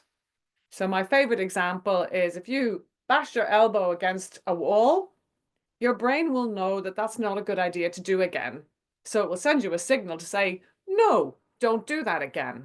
And you'll know that that sensation you feel that we call pain is so unpleasant, you'll decide, okay, I'm not going to bash my elbow against the wall again, unless, unfortunately, we have a dysregulated relationship with pain, which is a whole other psychological conversation that's not part of this training. But I think actually what is interesting is to just think about the potential for a dysregulated relationship with pain, because a lot of yoga, gymnastic yoga, desires or pushes us towards very intense physical sensation. And sometimes I think if we hadn't been cognitively told that this is good for us or good to be able to put our leg behind our head, that if we were just an instinctual human being, we wouldn't tolerate those sensations. And it's interesting, some of you may have hypermobility syndrome, and you may, yes, or physically manipulated, absolutely. Some of you who have hypermobility may recognize this kind of overwhelming desire for some sensation that you can't get by just normal movement or normal physical dancing or whatever it is, and that the extremity of yoga poses gives you a feedback that you need in order to feel yourself. But just to, I guess I'm just asking a question about what we look for in yoga asana and whether that might be a regulated or dysregulated relationship with body and sensation. Just a question, just a question. So this diagram is in your manuals, but I just wanted to go through it verbally because it is quite confusing. Plus, drawing a diagram or creating it on Canva, as I have proudly done here, is not the easiest thing. You know, you can't get exactly what you want. So the gate control theory, it's important to remember that it is currently still a theory. It hasn't been proven, but it's been around for quite some time, and it is referred to by pretty much everybody who is studying pain science, and it is respected enough that it is sort of the backbone of many theories around pain. And there is a couple of versions I've heard. One is that nociceptors, which are those threat receptors, the signal to the brain travels a whole lot slower than some other sensory receptors, like our mechanoreceptors, the receptors that determine or movement, and the receptors that determine, or the receptors that experience touch. So our touch receptors, our vibration receptors, our thermoreceptors, though their nociceptors do detect heat as well, because they would be important for, you know, pulling us away from a hot stove or whatever. But mechanoreceptors are much faster. They're in the hundreds of miles per hour, whereas nociceptors are in the under 10 miles per hour. The signal travels up to the brain and is analyzed and back again. So one of the theories around the gate control is that okay, what's the first thing you do when you bang your elbow, right? You rub it, okay? That's an instinctual reaction to something that, an insult to your tissues, is to rub it. And it may be partly that interrupts or sends a quicker signal up to the brain, because those receptors move more quickly, and that can reduce the experience of pain because the brain is flooded by this information of the rubbing rather than the information of the banging. Also, you may notice you would use say a hot water bottle if you have a period pain, for example, because heat receptors will travel and flood the brain with the awareness of the heat. If you have a massage and you've broken an ankle, the pain will reduce, but the massage hasn't fixed the ankle. It will be a temporary relief.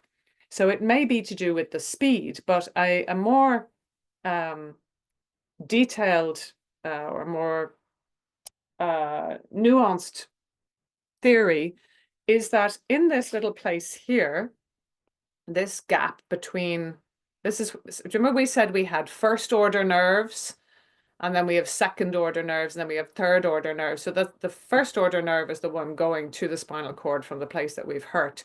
And that brings us to, so this is the spinal cord, and there's this part of the spinal cord called the dorsal horn where there's a synapse that has to be jumped. The signal has to be jumped. When we have touch, a signal is sent up here. Might it be that it's faster? But what they also are seeing is that after the synapse is jumped by this faster mechanoreceptor, a little thing called a collateral, a little tributary is sent off from that mechanoreceptor into this space here. And it triggers something that was too small to put in here, which is called an inhibitory neuron. So another little neuron, which, and remember this, you don't need to remember it for the quiz, but just remember this for when I talk about the descending analgesia. This neuron releases inhibitory neurotransmitters. So do you remember we talked about neurotransmitters either being excitatory, which facilitates a signal, or inhibitory, which blocks or slows a signal. And it releases inhibitory neurotransmitters into this gap, and the neuronal signal from the nociceptor to the next stage of the nociception can't happen. So it's like a gate being closed on the signal from the nociceptor. So then obviously what the brain registers is less threat and more of the physical touch delights. So the benefits of touch are indicated in the gate control theory. So things like light touch, pressure from massage, vibration and wobbling can stimulate those transmitters as well, but also apparently nice movements and stretching can feel nice too, which is why we do tend to want to move achy parts of our body. When thinking about what to touch, our hands and feet have a very high number of mechanoreceptors. So think about maybe in your classes, if you've got people with chronic pain, or that come with they've sprained their ankle, then you could do some hand massage practice or foot massage practice. Joints also have a high number of mechanoreceptors, so any kind of yoga asana should temporarily reduce pain as long as we're not pressuring those particular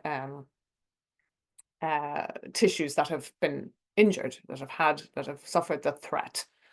The list on the right is a mixture of what we can do for reducing nociception and reducing the experience of pain. Some of them related to what I'm going to talk about next, which is descending analgesia, and some of it is related to the gate control. So that what would be related to the gate control, you might be able to guess looking at that list for a moment, to have a little look at it.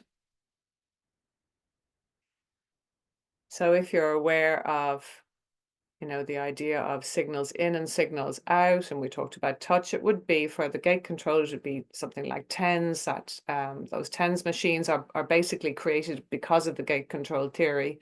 Vibration, light touch, deep massage, manual therapy, maybe acupuncture. And then the next is more to do with descending analgesia, which I'm going to talk about now. This slide is not as fun. It doesn't have a cute brain. Actually, that's a fairly cute brain. So this may be as much more what Diana's going to be influencing. I might be wrong, Diana, that you may be influencing the afferent signal. So remember, afferent is the signal that's going up, and efferent is the signal going down. And Diana had a great idea for it, how she remembers it. A is for adding, and E is for, what was the E for, Diana? I can't remember. Exit. Exit. I've never had one for the afferent, but for the efferent, I always think of effluent, which is a bit gross, like effluent flowing out of your toilet into the sea, which is a bit gross. So let's go with let's go with addition and exit. That's much nicer. Too late now. I've already put that in your head. So the afferent signals from the nociceptors go to various regions in your brain, including the limbic nuclei, which is areas within the limbic system, which are areas that are very important for controlling the stuff that Diana, I know, is so interested in, the motivational or behavioral responses and the emotional responses to nociception and expectation of pain. So apart from lots of important other kind of analyses in the brain, it's also related to our expectations and our emotions, etc., etc. There's also some cerebral input. So our thinking brain is making cognitive sense of this threat moment, and the sensory cortex is also analyzing what's going on.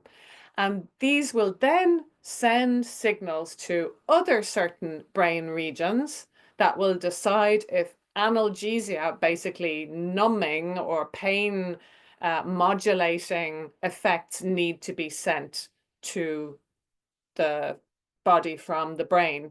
And that starts in a couple of places called, I just love that I know these words now, but you don't need to know them. The periventricular gray matter and the periaqueductal gray matter. Get me? So ventricles are spaces in your brain, and peri means around. So the first area is an area around one of those spaces.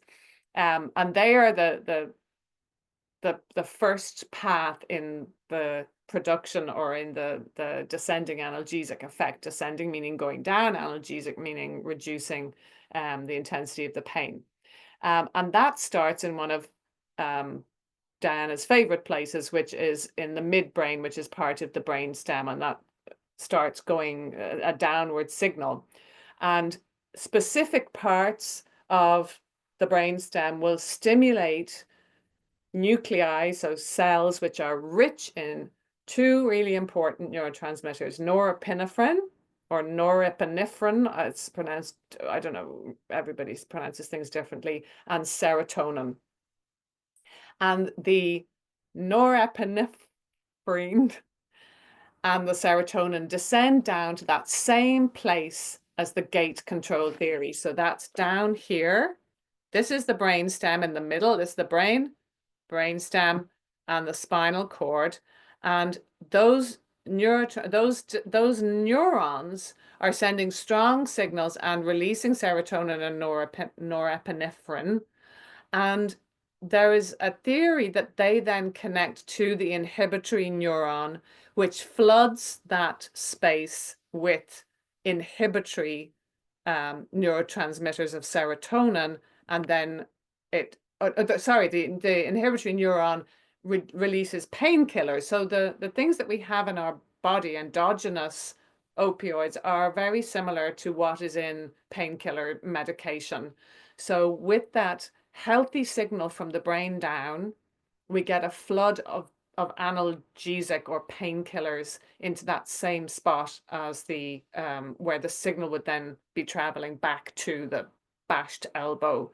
So it's reducing the speed of the transmission, or the even capability of the transmission of the nociceptor signals, both up and down.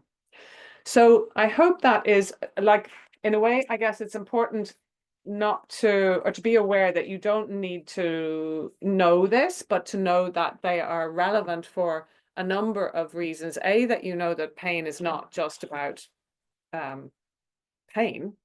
It's a biopsychosocial, biochemical and neurological event. And how might you support the descending analgesic effect would be through serotonin optimization, which can be through things like light exposure, through good gut bacteria, through pleasurable movement or pleasurable practices, through connection, through clear input to enhance that sensory cortex function. And then that list at the end of the diagram that's in your manual about things like self-talk, telling yourself you're okay. I think the research is pretty robust in terms of that being able to reduce the experience of pain. And then distraction is also quite good for reducing the experience of pain. So doing something like the crazy neuro drill, any crazy neuro drill, you'll probably find that there is reduction in the experience of pain. So Diana will be talking lots about the role of the PMRF, which she'll explain what that is, and the brainstem and how to support them. And supporting them will also potentially support the descending analgesic effect. So a lot of times when we do courses like this, we're like, I can't remember any of that. How could I possibly remember that? I'm giving you the background, neurology and biochemistry, so that you can get behind what you're offering, not that you have to remember it. So now, because you've done this little bit of learning, you now have, even in the subconscious, a sense of it's worth offering hand massage in my classes. It's worth doing some of Diana's brainstem work. It's worth giving myself cerebral input of I'm okay, this is not as bad as I think. It's worth loads of things are worthwhile without having to know why. But I just find, I think I said this to you on the first day, that when I studied neuroanatomy and movement first, I felt like really weird teaching it because I just did not understand it. And I thought, this is nonsense. I'm just teaching people to move their eyes because I didn't understand it. But without having to know it deeply, you'll probably feel a little more grounded in the offerings. Any questions, concerns? I don't necessarily have a question, more as an observation with everything that you've just spoken about in regard to the nociceptors and our pain awareness and the modulators and things. It really makes me think about childbirth experience and going into that with the idea of pain with a purpose. And all of the tools that were on your slide about positive self-talk, distractions, gentle massage, lighting, all of those things play such, I mean, in my experience, played such a role to managing the pain of a non-medicated childbirth. Yeah. And it's just really interesting to kind of relate that for me. Yeah. That's a lovely observation. I think it's really important to honor people's pain, of course, but also to honor the broader picture of pain. So the last thing we want to do is go into with a client or a group and somebody's experiencing chronic pain from fibromyalgia or whatever and tell them it's all in their head, because while it is, it's also, we need to acknowledge the person's experience and then gently start to introduce the possibility that we have some impact, we can have some impact on our experience. Anybody else?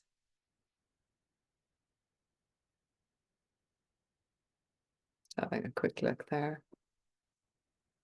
That's great. Cody's saying this is helpful for people who are not in the live, not reading the chat room. She's done some of these things in her traumatic brain injury rehab. It is traumatic brain injury, wasn't it, Cody? Not an illness. Yeah. Yeah. Thank you. And that it's really cool for her to learn the why behind what she's been doing. And actually, there is some research to suggest that when we know the why behind things, they can work a little better. Oh, okay. Karen was saying she was working with a client who was recognizing that pain was the way she was accessing her body because she doesn't know how to experience pleasure, and that pain is the thing that lets her be in her body. Yeah, you would really want to work with that, person's, the potential for her to experience pleasure. That's, yeah, I'd say Diana's work will really help. Oh, Carrie Ann, I have terrible tinnitus. I wish Carrie Ann's asking, have we ever gotten feedback that any of the neurosomatic stuff has diminished tinnitus? I wish. I mean, not me personally, Diana. Have you worked with anyone with tinnitus?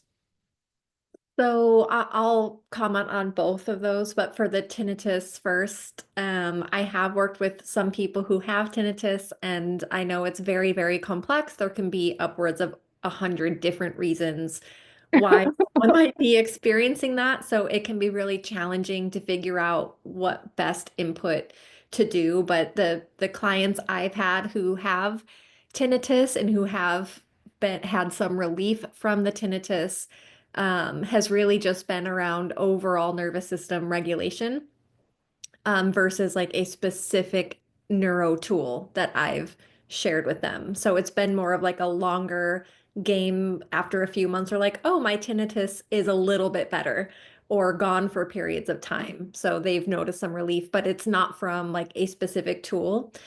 I don't have a ton of experience. That's not my area of specialty. It's just a handful of my clients have expressed that. And it's always been nervous system regulation over time has improved their experience of it, including improved their relationship with it, which I think is um, and then Corinne, I just like the clients who pain is their experience of their body. So many of my clients are like that. And so rather than finding pleasure, I have found that finding no sensation in their body actually is pleasant. They might not say pleasant, but they're like, I don't feel anything. And to me, that for the clients who are in so much pain, or pain is mostly their experience of their body rather than like leaning into pleasure, it's like, oh, I don't feel anything. And I really try to celebrate that. So this is why I asked you to collaborate on this training. That's just an amazing perspective. Like, well, it's one of the many reasons. Yeah, amazing. Neutral or okay is helpful. Yeah. Carry on, my tinnitus is not related to menopause. It is from noise damage, or neural damage from noise exposure. And then there was a second incident where I used a Sudafed up my nose, the first time I'd ever used it, and my tinnitus increased really badly straight after it and never returned. I also have major hearing issues on top of it, which were much later again, so but not menopause related. But I have to say that when I read about what can happen with tinnitus in terms of depression and mental health struggles because of tinnitus, I think that yoga has saved me, because I don't have that reaction to my tinnitus. It's just with me, it lives with me, and I don't yeah, I think it's the nervous system thing that Diana's talking about, that just as it happens, what I've done for my nervous system over the years has meant that I'm able to meet it with a bit of equilibrium. Yeah, we do need to take our break. So unless there's anything urgent anyone wants to say, or they can pop it in the chat, and we can address it later. I'm going to have a look at the chat to see if there's anything I would like to address as well while you're on your break. So if there's anything, is there anything urgent? Great. Yes, thank you. Jamie had the same. It's complicated, but she's learned to live with it and really hears it. Yeah. I'm hearing it now very loudly because we've been talking about it, but wasn't noticing it earlier. Thank you so much. I know that's a lot of information in 2 hours, so take your time with it. And all of it is more or less repeated in the manual and in the videos. So we're very practical today, and next week, hopefully it's just going to start helping things sink in. So 30 minutes from now, so back 3 minutes after, for Diana to be fabulous. Laters. Technical knowledge. Thank you. I'm seeing a chat from Jamie that says the technical knowledge is informing a lot of what she has gleaned intuitively. So it's grounding her sense of comfort in guiding students.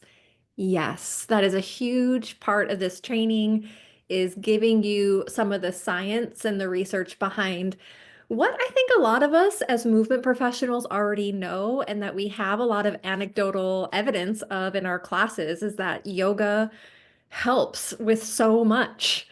And somatics helps with so much. And also some questions around why does this help one person and maybe not another person too. So that's a huge part of what I hope we gather from trainings like these, is the behind the scenes knowledge, so we feel more confident in sharing what we share and to step into our roles as professionals. I don't know about you, but I find that sometimes being a yoga teacher, when I was 20 years old and I was a yoga teacher, it was really applauded. And now that I'm almost 40, I find that some people don't take me as seriously. They're like, oh, what's your real job?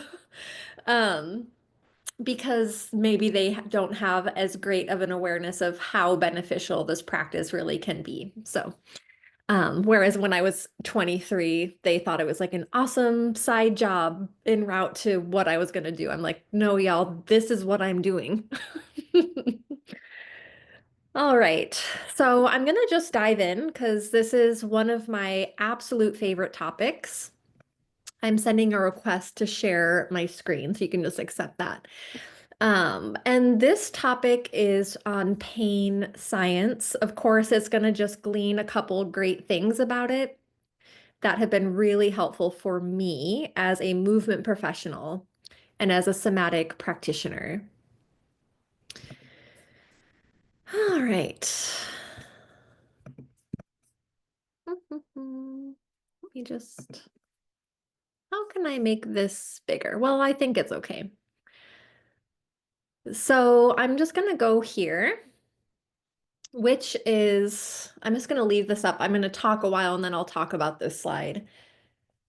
There is no pain receptor in the body, period.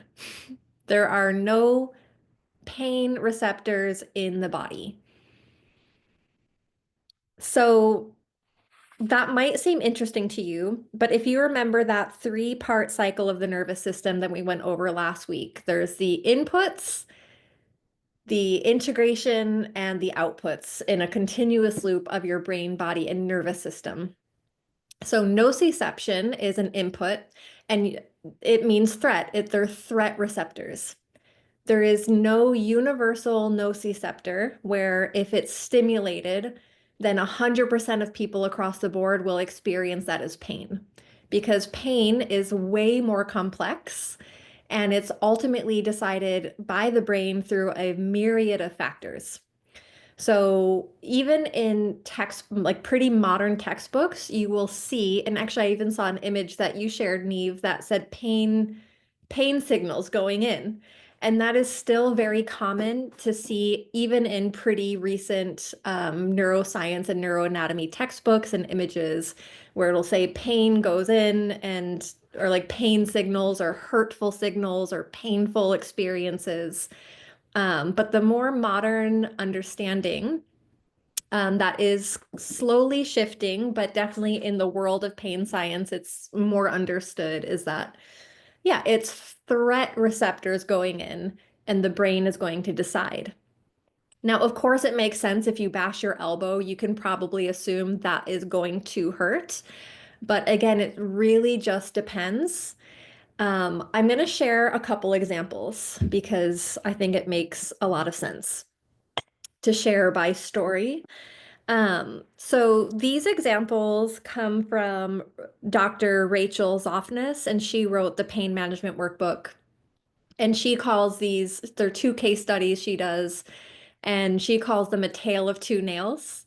And the first case study was from a construction worker, and he jumped off a ladder onto a plank, like a wooden plank. And as he landed, a 7-inch nail shot straight through his work boot, straight through the other side. And he had an incredible amount of pain. In fact, so much he was rushed to the hospital and had to be sedated with pain medication because he was in such pain. But what happened was when they took off his work boot, the nail had miraculously gone through the individual toes. So like it wasn't actually like the nail went through his boot, but didn't create any, not even a scratch on his foot. So second case study on a construction site again, very dangerous job, I guess, being on a construction site. So a construction worker was using a nail gun and it backfired, and like as the nail gun backfired, it hit him in his jaw, and he did have like a bit of a toothache and some bruising on his jaw, but the nail just ricocheted off and he was relatively unscathed. And it wasn't until 6 days later, 6 days of sleeping and eating and going back to work, that he finally decided to go to the dentist. And when he got his x-rays, there was a 4-inch nail embedded in his jaw that, that he didn't feel pain from. So these are some examples of how complex pain can be. And it's really not necessarily about tissue damage. It's really about a complex experience of your brain trying to understand how safe you are and how dangerous your current situation is. There's other examples. Probably a common example is phantom limb syndrome, where after somebody gets their leg or a limb amputated, they can still experience pain even though they no longer have that part of their body. And we know that the proprioceptive map of the body lives in the brain.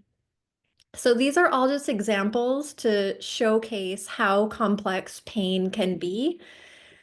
And to just hammer down the fact that pain is an output of the brain.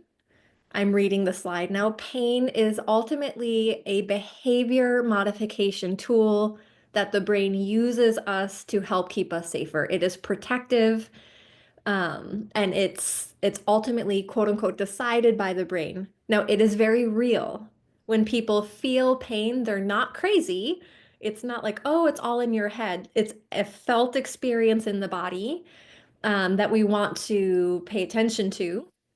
But pain ultimately is trying to get us to change our behavior. And it does a really, really good job at doing that. So, um, great. So this image, this is in the manual, and this image is taken from Dr. Lorimer Moseley, who is probably one of the world's leading expert on pain science, very ahead of his times. If you study PT or OT, you've probably studied with Lorimer Moseley. So this is actually a pretty old model that he created, but again, he was pretty ahead of his times.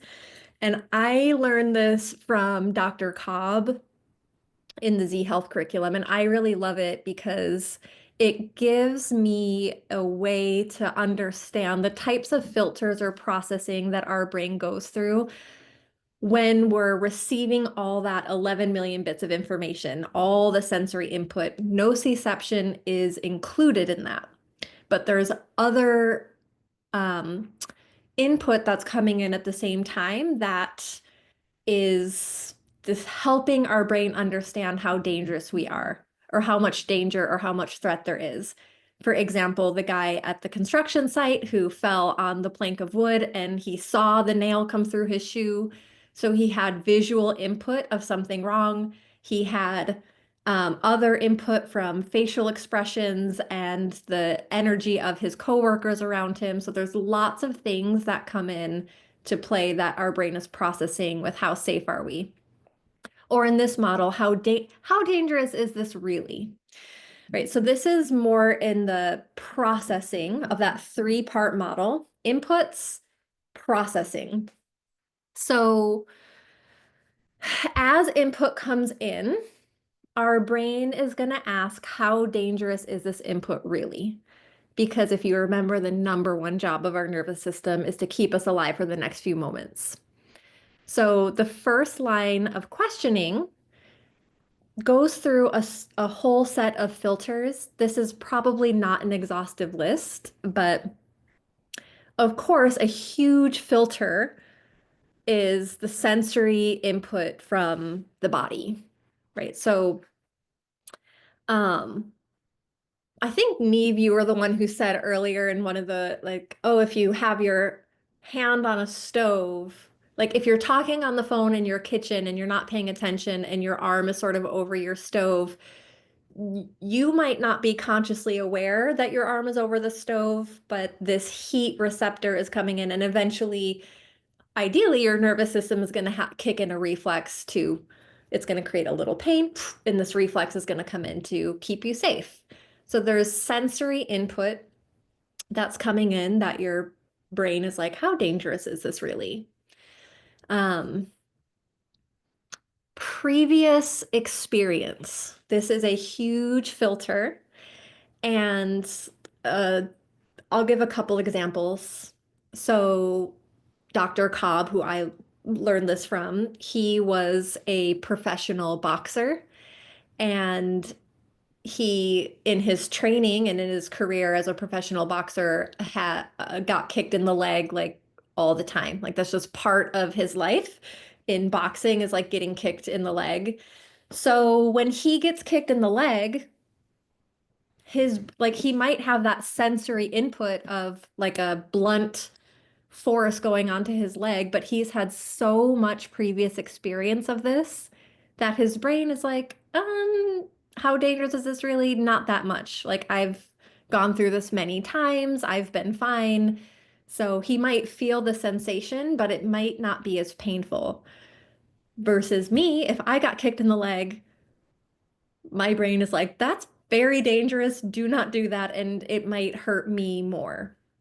Um, Obviously, there are other previous experiences you can have. This is where the role of trauma comes in and implicit memory. One clear example I can give is, let's say 20 years ago, you got into a car accident, which is a traumatic experience, and you hurt your back, and maybe you had years of rehab on your back. So now you're in a yoga class and you do a lunge and you torque yourself kind of weird, and there's the sensory input reminds your brain like, this input, I remember this little torsion, we've done this before. It's going to interpret that as more threatening, and so it's going to probably amplify your pain signals to get you to change your behavior to not do it. And my cats are just going to be playing in the background, so you can just ignore them. Okay. So another filter that is going to influence your pain level is cultural factors. And one clear example, we talked about this already, is like the yogic culture of like stretch, like let's just push ourselves into extreme contortion postures, and that's sort of praised in the yoga world. I know when I started yoga, um, advancing my asana typically meant like the further into splits I got, the deeper back bends I got into, the more advanced hand balances I got. That was very praised. And so that culturally influences my ability to withstand certain sensations or certain experiences. Um, Also, I used to work a lot with professional dancers as a yoga teacher and sort of as a yoga teacher. And I was hired by a dance company to teach their dancers yoga, and they all loved it because in the dance culture, they were really taught to ignore a lot of the sensations around like it was very performative. They just have to get their leg up as high as they can because that's the goal of their dance. And they never considered or didn't have a lot of exposure to how I was teaching yoga, which is not at all performative, but really about how things felt in the body. So, cultural factors can really influence our brain's filter on how dangerous are things and influence, therefore, how much pain we're going to be feeling. Um, so social and work environment is a huge filter. There was a study, I didn't link it in here, but I can try to remember to send it. But it was a 2016 study where they looked at people's level of job happiness and their pain levels, and they found a really significantly high synergistic or um, I forget the word, but they were matched. Like the more unhappy you were with your job, the more pain levels you felt. Of course, it wasn't causation. It could have gone the other way. Like it could have been people who have higher pain tend to not like their jobs, or people who don't like their jobs tend to have more pain. Like it's really, there wasn't a conclusive thing around the end product there, but it makes sense if you think of pain as behavior modification, that if you really don't like your job, that you might actually experience pain where you have to call in sick, or that is going to prevent you from going or staying as long. Mhm. Um, Another filter is your expectations about the consequences. So I am a musician and I play piano. If I played it professionally and I injured and I whacked my hand on something, that might mean more, like I might be more freaked out about that because it's my profession versus somebody else who, like, it still sucks, but maybe it doesn't have all these other ramifications, right? So that can be a filter that influences our pain levels. And also just like the beliefs and knowledge and logic. Um, I think this is interesting because some people might have a belief that their pain is insurmountable. They're always going to have pain. This is always going to be there. And that belief might actually keep the pain there. People might not know that pain and tissue damage are not always the same. So people are like, oh, I fractured my wrist 10 years ago, and because of that, like my wrist is always going to hurt, right? So they might not have the knowledge that helps them know that like tissue damage and pain don't always have to go hand in hand, or that our pain experience can change. So sometimes our knowledge influences our beliefs, which influences, it's kind of like a self-fulfilling prophecy a little bit. Um, I've talked to a lot of people who consider their pain is a burden on others. And I know it's like breaks my heart. And so often people who have chronic pain, this is my experience, anecdotal, but a lot of people who have chronic pain don't want to be a burden on other people, and so can maybe isolate from social engagements or kind of lose some connections with people, or vice versa. Like I also have a lot of clients who have chronic pain, and the people around them don't really understand that this person has some serious limitations, and they have a lot of higher expectations that this person can't really meet. And so these sort of like the knowledge and the belief, it can create situations that might increase somebody's pain experience. Um, so these are examples of how pain is created and the filters in which our brain is filtering all this input of how dangerous is this really? It's going through all these filters. And if it considers the input pretty dangerous, it's going to execute an output. Pain is a very protective output to get us to change our behavior to hopefully keep us safer. Even if we logically know, like, oh, if I just moved my body more, maybe I'll feel better. Like we might know that, but our body is still going to try to keep us. Sometimes it can get us in a loop. There are other protective outputs that are listed here. We're not really going into them, but it's nice to know that pain is only one of many protective outputs. So motor outputs, you might move a little bit less clearly. You might have more limited range of motion, more startle, or that you begin to get more hypersensitive to your surroundings.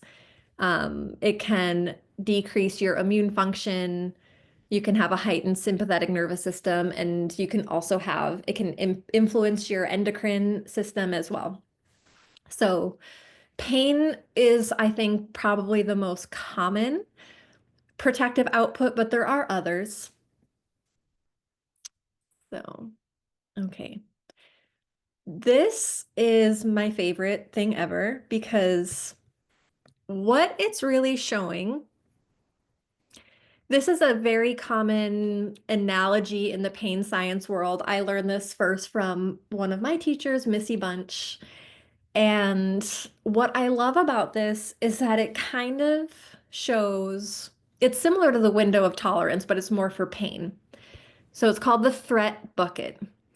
And everybody has a threat bucket, and literally every single potential threat that your brain is receiving in any given moment goes into the threat bucket. And once your threat bucket reaches a certain level, it's going to overflow. And that overflow is the pain experience. So there's a couple key things about this image that is really helpful, which is you can begin to see like it's all about threats, potential threats. So if you're having relationship issues, that's probably a stressor in your life that's going to go in the threat bucket. If you're like super stressed out, your work is stressful this week, that's probably going in your threat bucket. If you're not getting proper nutrition, that's going to go in your threat bucket. If you didn't sleep very well, that's going to go in your threat bucket. If you have some unresolved trauma from your past, threat bucket, right? All these things. And what this is not saying is that relationship stress equals pain. No, it's not saying stress equals pain. Systemic issues equals pain. It's not saying that. It's saying that all of these issues are going into your system, and you have a capacity to hold a certain amount of potential threats before it overflows. And that's really good news as professionals who work with people who probably have pain, because we don't need to know exactly what is causing the pain. If we look at this, and this is not an exhaustive list, but there are things in people's lives, in the sensory input, that we cannot control. I mean, hopefully in our own way, we're doing our things to fight systemic issues. But as individuals, we can only do so much to make systemic level changes. We can't control a lot of stuff for people. So I'm like, okay, that's probably influencing their pain levels, but I can't really control. There's things out of my control. Great, don't have to worry about it. As far as working with this client, um, there are things that are out of our scope.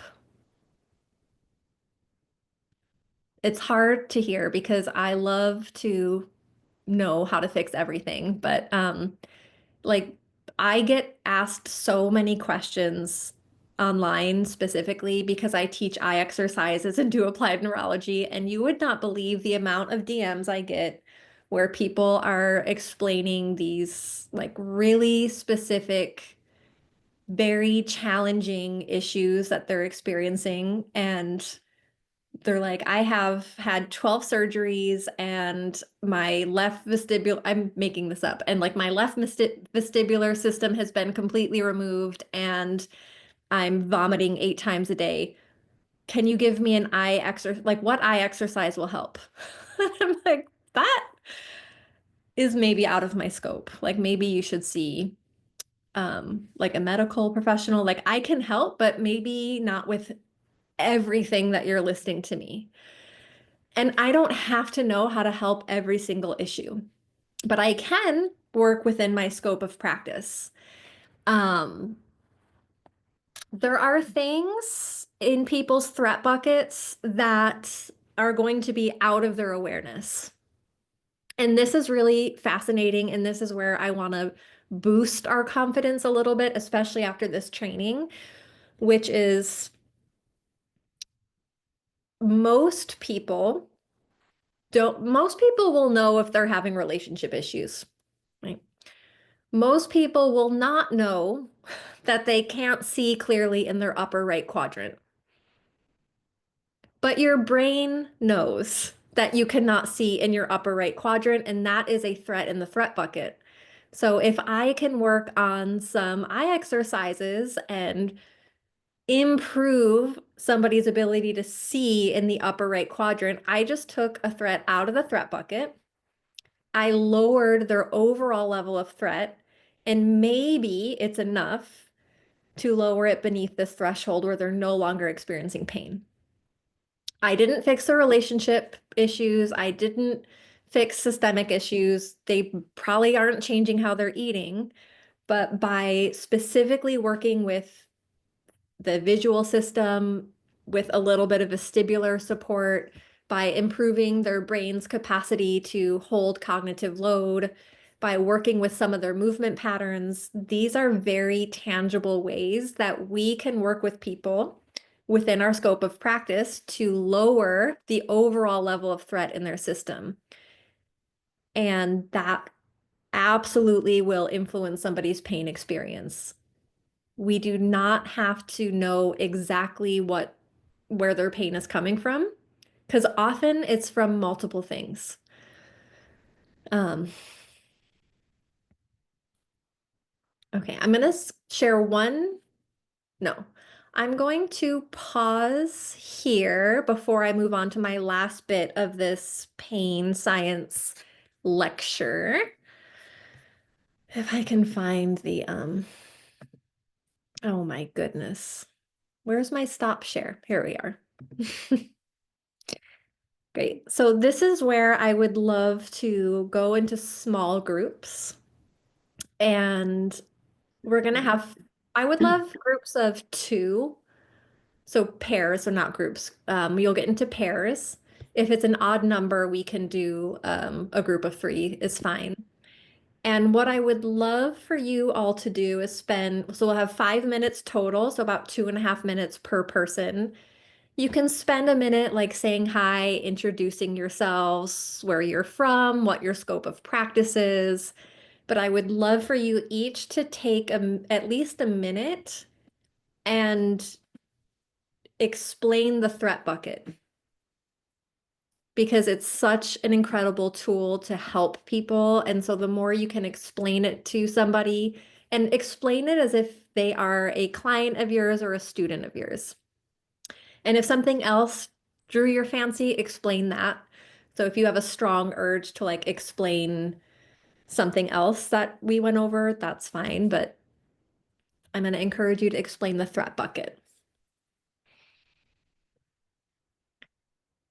Great. Any questions on that before Neve opens up the breakout rooms? Just working on them here, No problem. making sure I don't, yeah. Yeah, I think that's it. Any questions? Cool, have fun.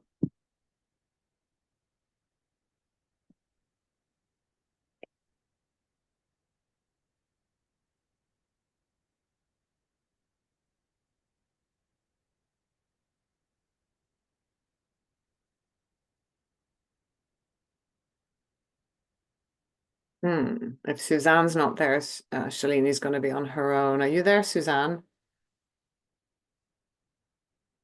Okay, I might send Shalini to someone else and I'll visit the room. Thank you. And if you're watching the recording, I would love for you can do it as homework or even right now, but say the threat bucket analogy out loud. You'll be surprised, or maybe not, that you might be tripping over your words. So this is just a chance to practice explaining these complex topics so that you can help educate your clients with something really tangible. So you can say it out loud to yourself, make a voice memo, or do a homework to share it with a friend. And yeah, and does anyone want to share about their small groups before we continue this fascinating topic? I just love that Jessie said that whatever Jane was saying was wonderful. The time pressure really helped, actually. It really helped to need to say it within a short period of time. It was Well great. done. I think the visualization of the bucket really helped overall. Like your brain just puts things in the bucket. It doesn't necessarily know of what, and took the term of rocks on the beach or something. You'd pick up a rock, you put it in the bucket. You pick up a rock, you put it in the bucket. It's not until you go and sit with your bucket that you find, oh, this is not a rock. This is not something I want. And then you kind of like, oh, this was a broken whatever, this is actually trash. Like, it's not until you sit with your bucket that you know what's in your bucket. And then maybe when you start sitting with your bucket, you can see the patterns and regulations and overstimulations and let go of the things easier or faster, or what do I carry around a lot, and give yourself permission to, like, okay, my bucket's heavy today, but tomorrow maybe not. Yes. Yeah, I love that analogy. I love Me it. too. And It I also, sorry, go on. Oh, sorry. but just it reminds me of when I was talking about the limbic system in the first week, about how that's the part of your brain that decides, do I bother holding on to this memory or this experience? Is this worth my time? Is it worth my brain power? Is it worth my emotional power?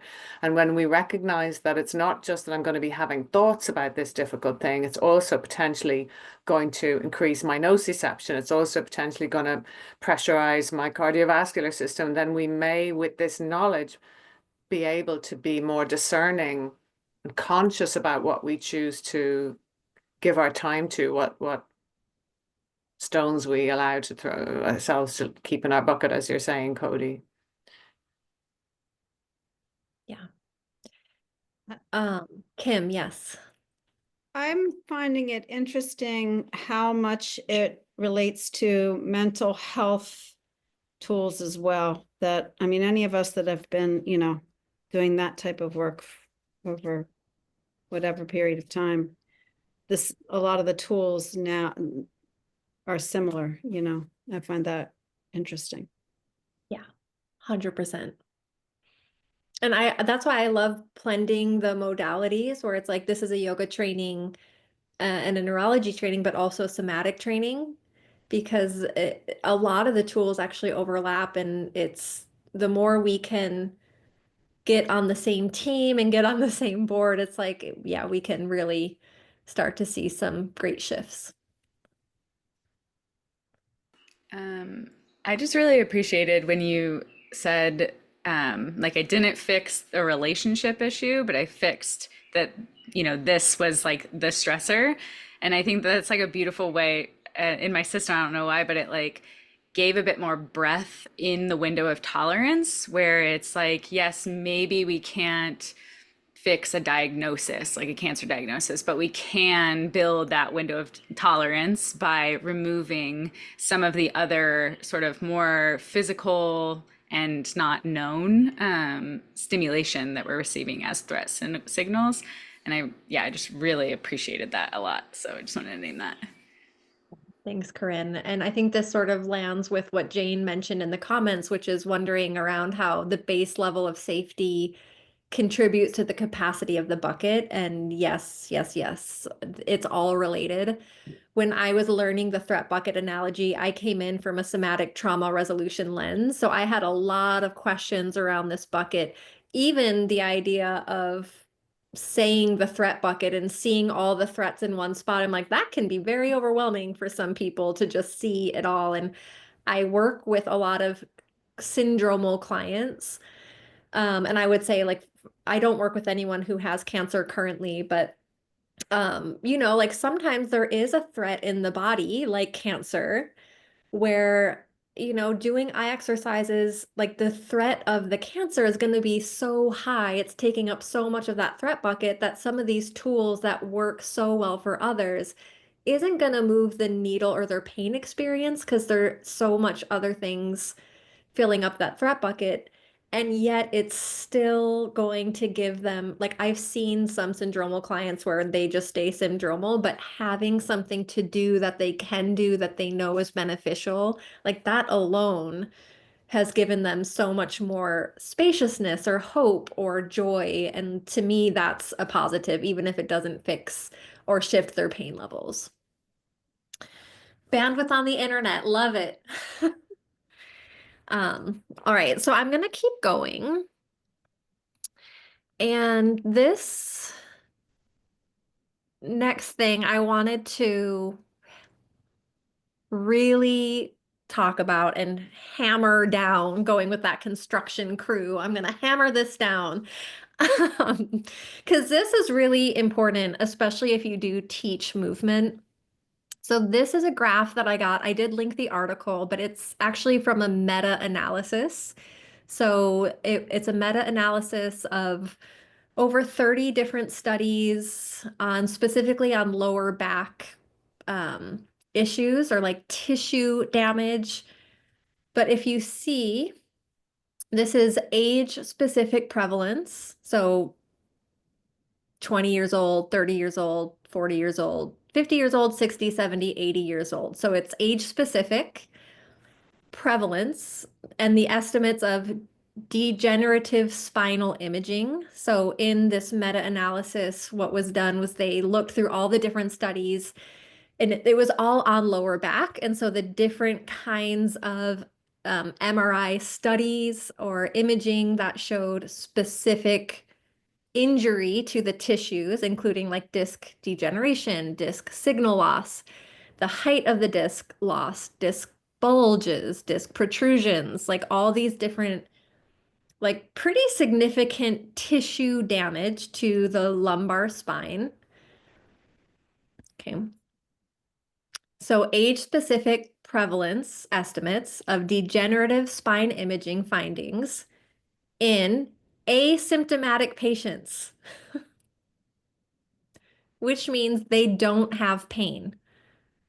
So in this meta-analysis, they were looking at significant tissue damage across age ranges where these people do not have pain. So they were finding that, you know, in your 37% of people in their 20s have disc degeneration, but they're not experiencing pain. That number goes up. By 80 years old, 96% of people are having disc degeneration, but these people are not experiencing pain. Right? So we're looking at specific tissue damage across the board, not having pain. And this is really important because if you work in a movement field, I can almost guarantee you that if you say, like, there's like pain, there's no pain receptor in the body, pain is a direct output of the brain based on your nervous system, here's this cool threat bucket, you're probably going to get somebody that says, yeah, but I just got an x-ray and I have bulging discs and that's why my back hurts. Or, oh, yeah, pain is experienced by the brain, but I have a torn rotator cuff and that's why my shoulder hurts. So you're probably going to get a little bit of pushback because people are going to be like, well, I have this tissue damage and that's why my back hurts. That's why my knee hurts. That's why my shoulder hurts. And so I love showing this because while the tissue damage might be sending nociception, there's so much evidence out there that nociception does not equal pain. Some people who I'm not saying it doesn't influence the brain's perception of threat, which could lead to pain, but the tissue damage itself does not mean pain. And here's this meta-analysis with the numbers that show like, you know, a lot of people across all ages with pretty significant tissue damage. These people are asymptomatic. So I just really love showing this just to give you that confidence. And again, we as yoga teachers and movement professionals and somatic people, we don't want to be like, well, that's yeah, but you're not experiencing pain. Like we don't want to deny people's experience, but we want to know as practitioners, like, okay, so they have some tissue damage, it's real, but we know on the back end that they don't necessarily have to be experiencing pain. So it's not, I'm not giving you this to argue with your clients or to argue with your students and tell them like it's all in your head. And if you just lower your stress levels, you won't feel pain in your knee anymore. Like that's not at all what I'm saying. But we can have this information in our back pockets to give us the confidence to work with them and to also not be so scared. So for a long time as a yogi, people would come to me with pretty significant injuries. I had knee surgery. I sprained my ankle. I have herniated disc. I have spondylolisthesis in my lumbars. I have degenerative discs in my spine. Like these things can feel scary to hear. And what we don't want to do is heighten people's fear of their tissue damage. We can honor it and be like, oh, yeah, like you do have, oh, you got an MRI. Like, wow, that is a lot. And you don't have to necessarily um, encourage them to be more fearful of the tissue damage. You don't have to argue with them, but we have to walk this fine line of supporting people with their pain and with their injuries and with their current mobility, and also not inducing more fear because sometimes. So here's a client I work with has a long-standing knee injury, and his system pretty much interprets any sensation in his knee as pain. And so what he did for a very long time is not move his knee because he didn't want to have any sensation because that meant pain and he was damaging his knee more. But immobility is actually can cause more harm than mobility. So one of the roles I have is in titrating his movement and building up a better relationship with his knee so that if he experiences a sensation, it doesn't necessarily equal pain for him. So if he's like, if I do a lunge and I'm like, oh, how'd that feel? He's like, oh, my knee really hurt. I'm like, okay. At this point, I know him and I'm not scared. So I'm not going to say, oh, well, let's not do that lunge again. Because that sensory input of me, his teacher, being scared of him moving his knee is only reinforcing his scared movement and his pain levels. I want to take it seriously and I don't want to encourage fear around it. So it's kind of an interesting role, and I hope it encourages you to have a little more confidence in working with people who have pain because yes, honor it, listen to your body. Like what I wouldn't do is, oh, well, that's like we did a lunge and it hurt. Well, now let's add a weight to it and see if that helps. I'm not going to progress it, but what we can do is build a little more capacity around that knee. Okay. Actually, I'm going to stop before I move on to brainstem stuff, because that's pretty important what I just shared. And is there any questions, insights, or comments on that? I have a question. Um, so if I'm looking at this graph, I just wanted the one that you had just shared, that table rather, is that like a common estimate across all people of any sort of quote unquote level of health, or was that study done with a subset of people who already fall into the bucket of deterioration or degeneration in their spine? Yeah. So that was a meta-analysis. So it compiled data across over 30 different studies. Okay. So what's cool about meta-analyses is that it kind of shows trends amongst multiple different kinds of studies.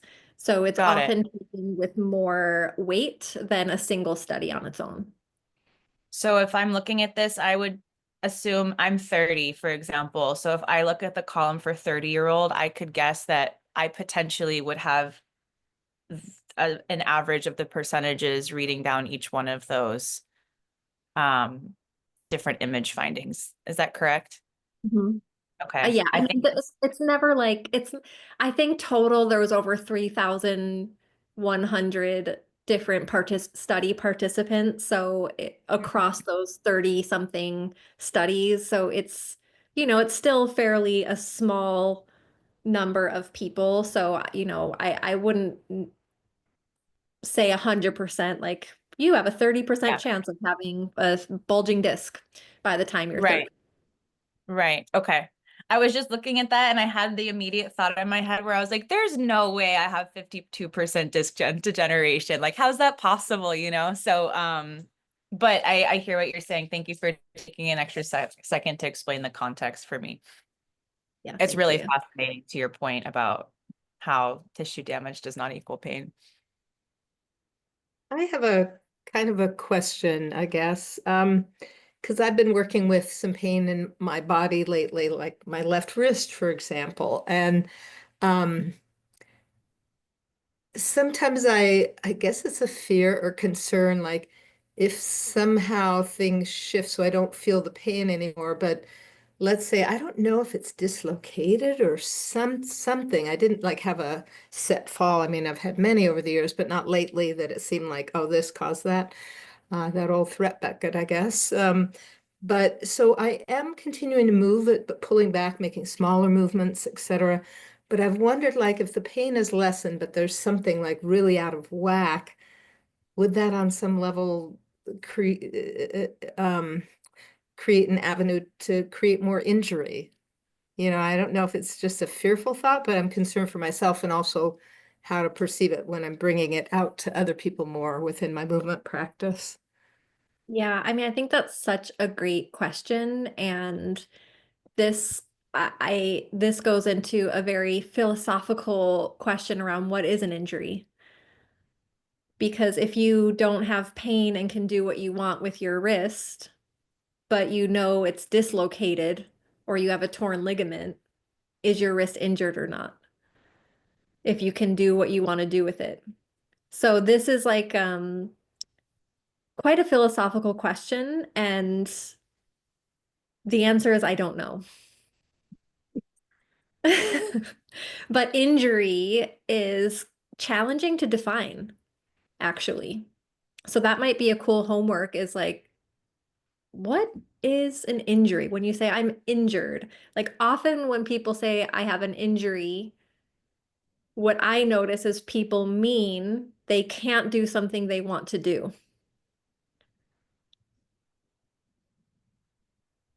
And so not necessarily like mm, I have a dislocate. Like I'm not sure, right?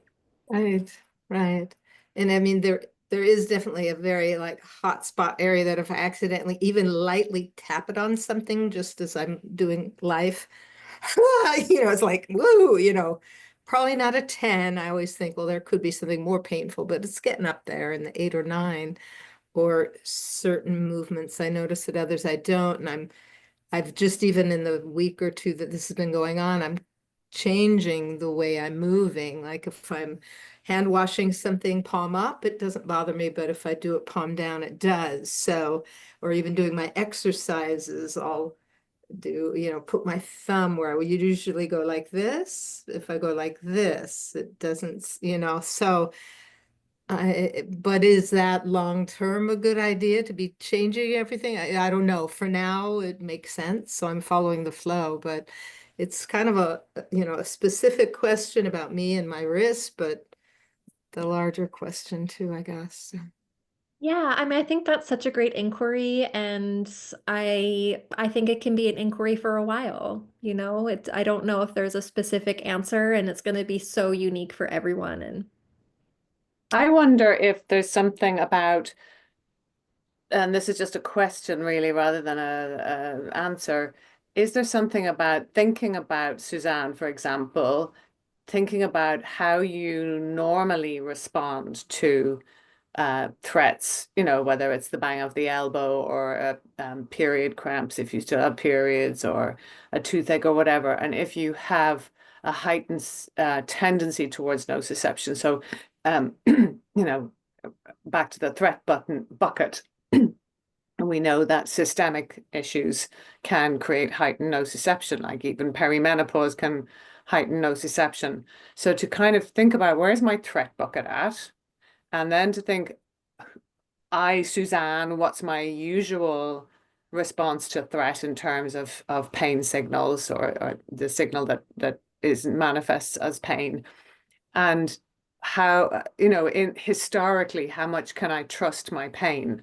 And so if you feel like, yeah, my body is pretty good at regulating the kind of level of threat signals, then maybe this is something to listen to. Whereas if you've got someone, like the client that Diana was talking about with the knee, that his response to nociceptive output is quite heightened, that maybe then, as Diana's talking about, she might not be as concerned. Whereas, I don't know, does that make any sense to you, Suzanne, or to you, Diana, the idea of analyzing Yes. one's tendency?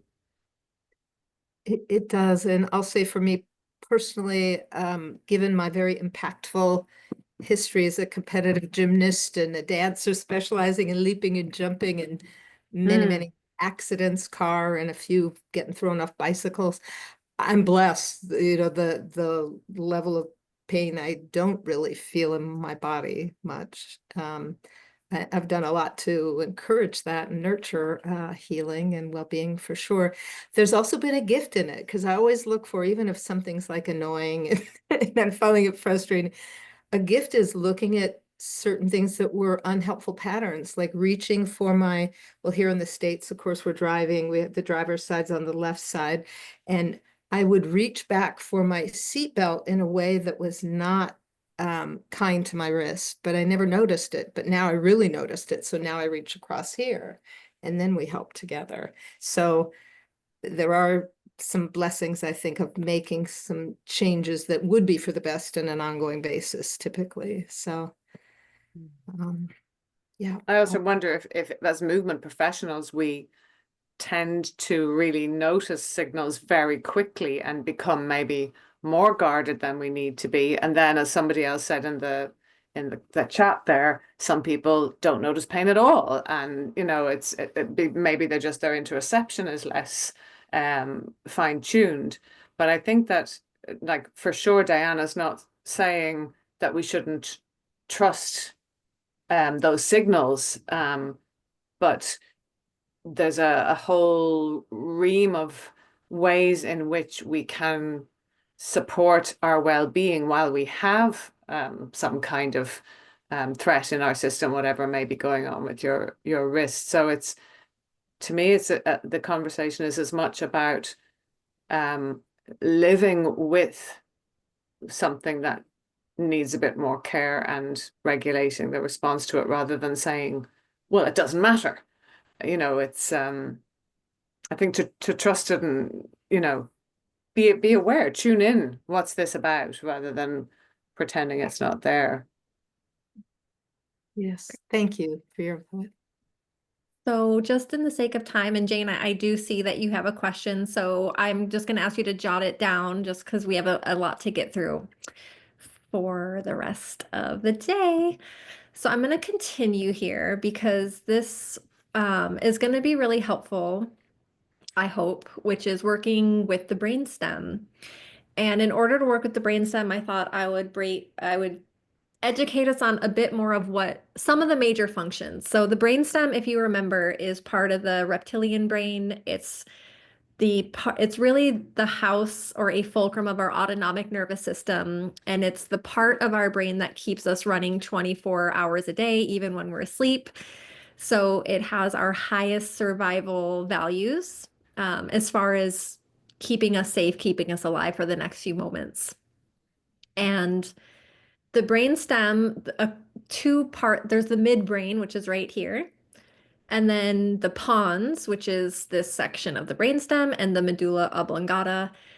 And this is called the PMRF, or the ponto pons, medullary, medulla oblongata, reticular, which means like a web-like structure, and formation. So it's a part of the brainstem, the PMRF. and it has a couple key functions. Now, Neve talked a lot about the gate control theory and the descending analgesic effect, and this is definitely part of that. So one of the main functions of the PMRF is that it inhibits pain signals going down the same side of the body. So if you remember the brain being cut in half, there's two lobes. That also includes the brain stem. So you have a right side brain stem and a left side brain stem.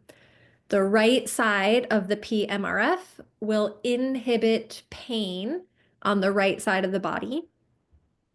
And the left side of the PMRF is going to inhibit pain going down the left side body. So what that means is if you have some kind of dysfunction or the PMRF is not functioning as well as it could, it's not going to inhibit pain, meaning you will probably experience more pain on that side of the body.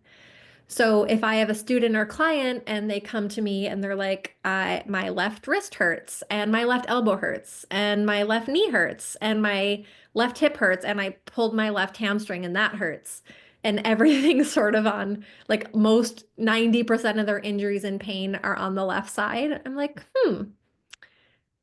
maybe potentially their left side brainstem is not functioning as good as it could because it's not blocking all those pain signals. Another function of the brainstem is that it inhibits the sympathetic signals going down the same side body, which is super fascinating. So the sympathetic, of course, it's not going to fully stop the sympathetics, but it does inhibit certain signals. So again, the right side is going to inhibit sympathetics down the right side body. The left side PMRF is going to inhibit sympathetic signals going down the left side body. So what that means, if they're having a PMRF problem, what it might look like is if their right side PMRF is not functioning properly, they might have more sympathetic charge on the right side of their body. This could mean, right, if you think of the sympathetics from last week, more of that like fight response or like muscle tone engagement in their arms or their legs on the right side. It could look like more twitching on that side body or the sympathetic discharge. It could look like if you've ever seen someone, or maybe you yourself, when you're working out at the gym or you're just in a really hot place and your right armpit is very sweaty, but your left armpit is only a little sweaty. Um, that could be an indicator that there's not sympathetic, like there's more sympathetic charge or discharge on that side. Um, Also, blood pressure on the right side might be higher than the left side. And so these are all just indicators that I am scanning for when I'm talking with clients, or even just yoga students before or after class, where they're like, oh, your right side looks really sweaty, or I notice like a lot of twitching on one side. I'm like, could be a PMRF thing. Another one that is super important that I scan for all the time is the PMRF is responsible for supporting global muscle tone and stability on the same side. So the right side PMRF helps stabilize the right side body. The left side PMRF stabilizes the left side body. So if somebody has a right side PMRF issue, that side of the body is going to have less stability on it, which often looks like injuries. Their shoulder gets dislocated more. Their like the stability of their joints is less, so they roll their ankle more on that side, or they twisted their knee a lot on that side, or all that kind of stuff. They can't balance as well on that side. It could be an indicator that their brain stem on that side isn't as functioning as well. So this is really just sort of how I look at It's a quick scan that I'll do with clients, um, where I'm like getting their history, like, oh, I have this right shoulder injury. I twisted my right ankle. And as they're doing this, I'm noticing like tremoring on their right arm. I'm like, probably a brainstem issue. Or like they have a lot of pain on the right side. My whole right side hurts. Okay. There are some other functions that are in the manual that I'm not listing here just for time's sake. These three, I think, are the most important and pretty easy once you have it in the back of your mind just to quickly scan for. And I obviously think the most important one is like that it inhibits pain. So if you are having somebody who has a lot of pain, especially on one side body, working on their brainstem is going to help their pain levels. Even if they don't have brainstem issues, if you work on their brainstem and it functions better, they're going to have more pain inhibition on that side. They're going to have an easier time inhibiting the sympathetic charge. So that could be really helpful for a lot of people.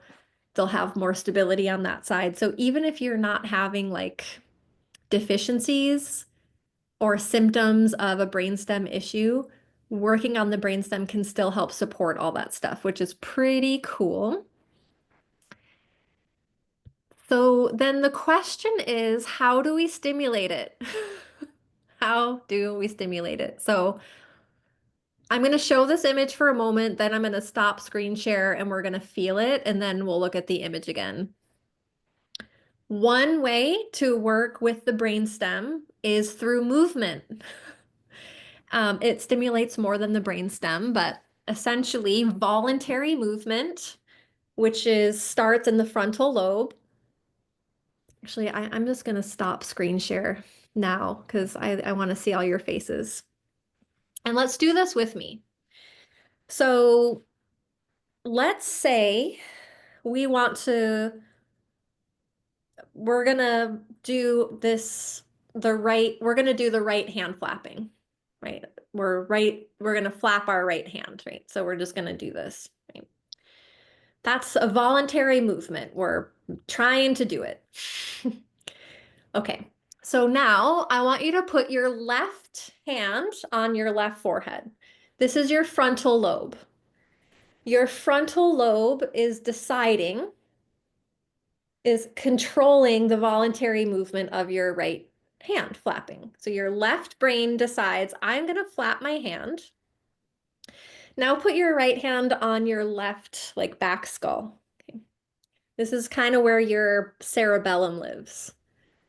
So your left frontal lobe sends a movement map. It sends like, okay, I'm going to flap my right hand, and it sends like a movement map or an idea to your cerebellum. And it says, I'm going to flip my right hand, and this is what it's going to look like. Okay. Frontal lobe sends a message to the opposite cerebellum. Okay. At the same time, your frontal lobe is sending efferent signals to your hand to do this. Okay, so now you can flap your hand again. And you can even, if it helps, you can touch the left cortex. So you're really working this left cortex, right? Now, as you're flapping your hand, you're now receiving afferent signals, sensory signals back to your brain. And actually specifically to the cerebellum. And the cerebellum is like, are we flapping our hand how we meant to flap our hand? Or right, if it's an easy movement, it's not going to stimulate the cerebellum. It's like, yep, got it. But if we start to do circles, okay, it's a little harder.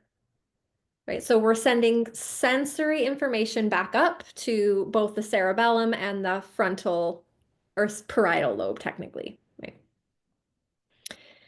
If the movement is complicated enough, it's stimulating the cerebellum because the cerebellum is going to error correct the movement.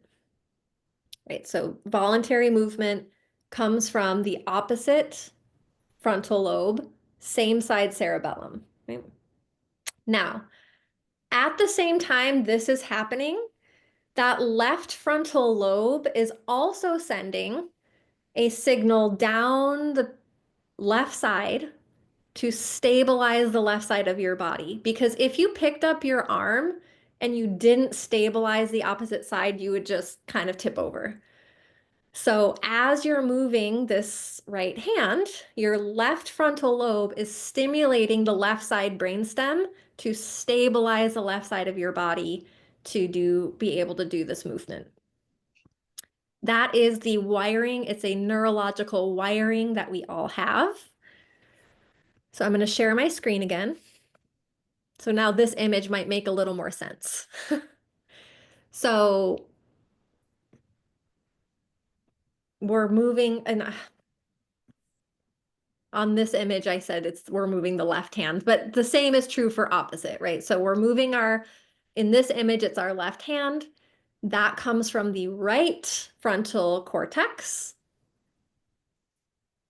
As we're moving our hand, we're communicating with the cerebellum to see if we're doing that accurately. There's a lot, it seems like there's a lot of stuff happening here. But when they do MRI imaging or like the brain imaging around what lights up in the brain as we're doing voluntary movement, about 10% of the neural output goes towards the actual voluntary movement, but 80 to 90% of the neurological signaling goes down through that same side, through the PMRF to stabilize. So it's a reflexive stability response. So if we are having, I'm going to go with my thing. If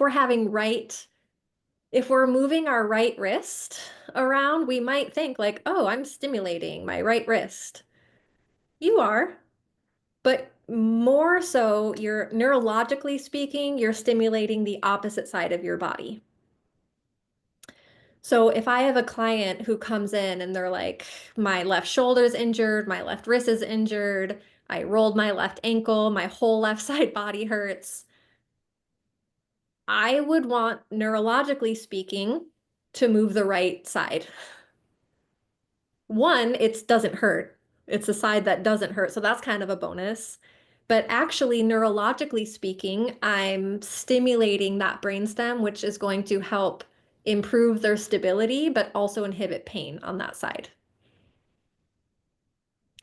Now, most movement professionals, and I'm guilty of this too, who are like, oh, my left wrist hurts. I'm like, ooh, let's just massage up by the elbow. Let's do some rehab of this left wrist. Let's align it really great, which is all great and actually very beneficial. But neurologically speaking, I'm working more on the opposite side of the body.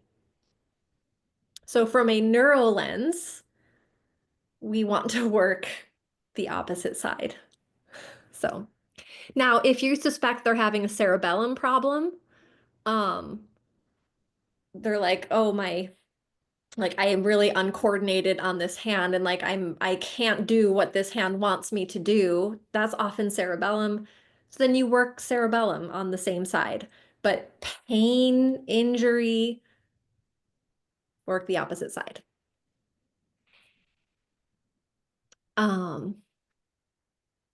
Okay, I want to have time to go through the cranial nerves because it's still so important. So you can stimulate the brainstem through movement, or you can stimulate the brainstem through the cranial nerves, which are the 12 pairs of nerves that go directly to the brainstem.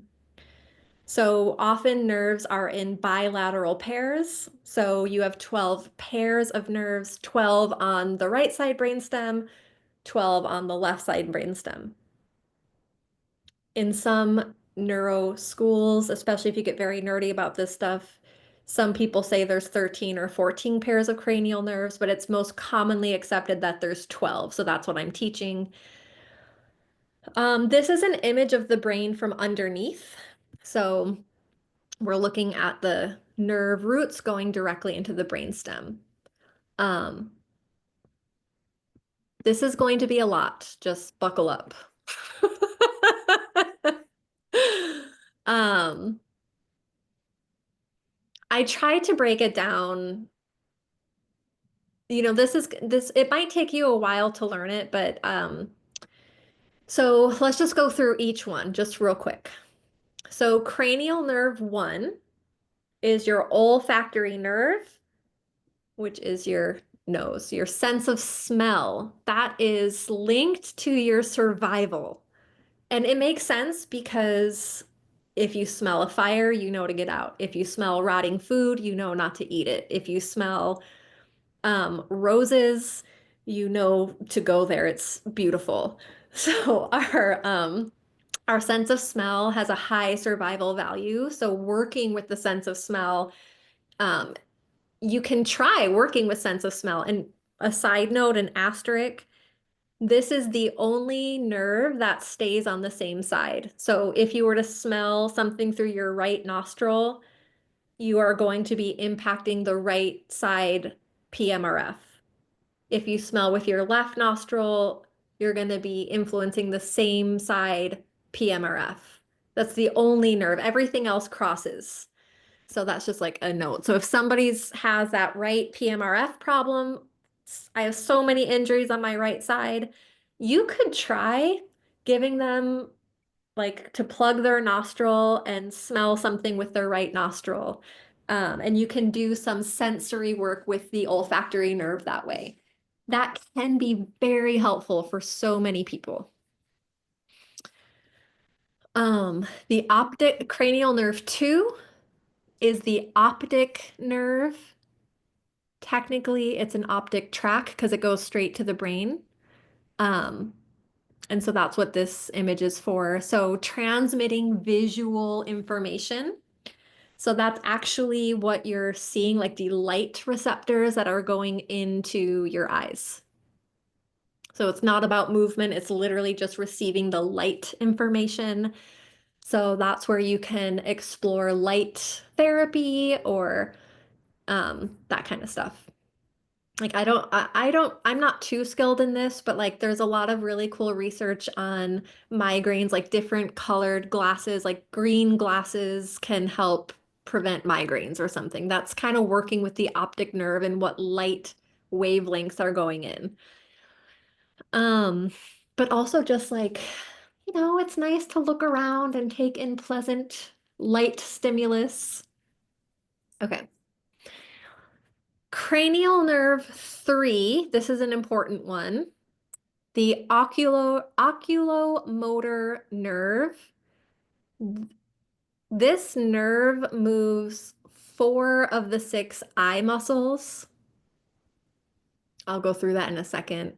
It also controls the eyelids. It helps your eyes focus at different distances, and it helps adjust your pupils. So cranial nerve 3 is a really big one. This is just a little image I put, and so I'm not doing anatomy of the eye, but I just thought it would be nice to include it. Your eye has 6 tiny muscles associated to it. So cranial nerve 3 influences the superior rectus, this one on top, the inferior rectus, this one on the bottom, the medial rectus, the one on the inner eye, and then also this kind of bottom one, the inferior oblique, which kind of draws our eyes up at a diagonal. So cranial nerve 3 influences 4 of our eye muscles. And our eyelids and helps our eyes focus at different distances. So there's a lot you can do to stimulate this cranial nerve. Cranial nerve 4 is the trochlear, which stimulates this muscle, the superior oblique, which actually moves our eyes down and in as if you were looking at the tip of your nose. So that's trochlear nerve 4, cranial nerve 4. That's why when you're doing eye exercises, if you're being very specific and nerdy and you're doing eye push-ups, it makes a difference if you're looking between the eyes or towards the tip of your nose because it's technically a different nerve you're working with. Cranial nerve 5, this is another big one. I put this image here. I found a really nice image. It's a pretty big nerve, and it's called the trigeminal. So you can imagine it has three big branches that supplies sensation to the face. It supplies some muscle function. It's also involved in chewing and has some temperature control to the face. So you can see there's a line above the eyebrows, kind of along the cheekbones, and then obviously like through the masseter in the jaw there. That's a big nerve. Um, Cranial nerve 6 is another one that moves the eye. So this cranial nerve moves the lateral rectus muscle. So when you move your eye straight to the side, you are stimulating this nerve. So I'm just going to pause there because so if you have 12 cranial nerves, 3 of them move your eyes. So when we do eye movements and eye exercises, we're actually stimulating up to 3 of the cranial nerves, which go directly to the brainstem, which is a huge part of our autonomic system. And all of this can help decrease pain levels in our body. So eye movements are huge. It's a huge way to take a threat out of the threat bucket. I know I'm going fast, but I want to have time for questions. Um, Cranial nerve 7. I put this little cutie guy up. This is the facial nerve, and it controls a lot of the muscles of your face, mostly supporting facial expressions. So things like smiling or frowning, wrinkling your nose, raising your eyebrows. It also does help you speak, taste, and tear up. So that is a really big one to you can kind of hear these things and be like, what might I do to stimulate this nerve? Like you could do eyebrow raises really fast. You could try smiling really big or wrinkle your nose or blow your lips out or like there's lots of ways you can be creative of like if I wanted to test or stimulate somebody's facial nerve, what might I do? Um Cranial nerve 8 is the vestibulo-ocular nerve. So ocular is in there, so it does have to do with our eyes as well, but it's really working with our vestibular system. We've talked a lot about that with like vestibular challenges. When we do the vestibular challenges, we're literally working with our cranial nerve 8. It helps us know our head position to gravity. This nerve also transmits auditory information so you can hear sound. And that's pretty important. I think as yogis, we kind of know that if we play music in class, it's going to influence people's experience. If we, I remember teaching a class once and there was literally construction going on outside of the room, and there was a jackhammer going off the entire class, and it was horrible. And it was the worst class ever because our cranial nerve 8 was getting pretty threatening sounds to it. But if you want to stimulate people's cranial nerve 8, you can do any of the vestibular stuff. You can also do things like if you have your eyes closed, you can do finger sound like a cash money sound by your ear, or if you're working one-on-one, you can do sound location. Can you tell the location of a sound? Stuff like that. Cranial nerve 9, the glossopharyngeal nerve. This is a cranial nerve that goes to the brainstem that helps us swallow. And this is key. It helps your throat tissues rest when you're not in use. It's also sensory information of the throat area. And it also decreases saliva after we're done eating. So this sounds really simple, but swallowing like without drinking water. If you need a little water, that's fine. Like the tiniest sip if you really have trouble swallowing. But oftentimes, if I'm testing this nerve to see if it improves people's pain experience or mobility, I have them dry swallow. Like, can you swallow 5 times in a row? And that's very challenging. But as we challenge our ability to swallow, it's stimulating this nerve. The vagus nerve, cranial nerve 10. This is probably the most famous cranial nerve, and it's the primary driver of our parasympathetic system. It's sensory and motor between brain, heart, and our entire digestive tract. So pretty important, but it also supports our heart rate, blood pressure, breathing, immune system responses, and mood. If you've never done a training on the vagus nerve, maybe this will be your next training, is to study it more in depth. It's really fascinating. But a great way to stimulate the vagus nerve is humming, especially trying to get low vibratory sounds in the gut.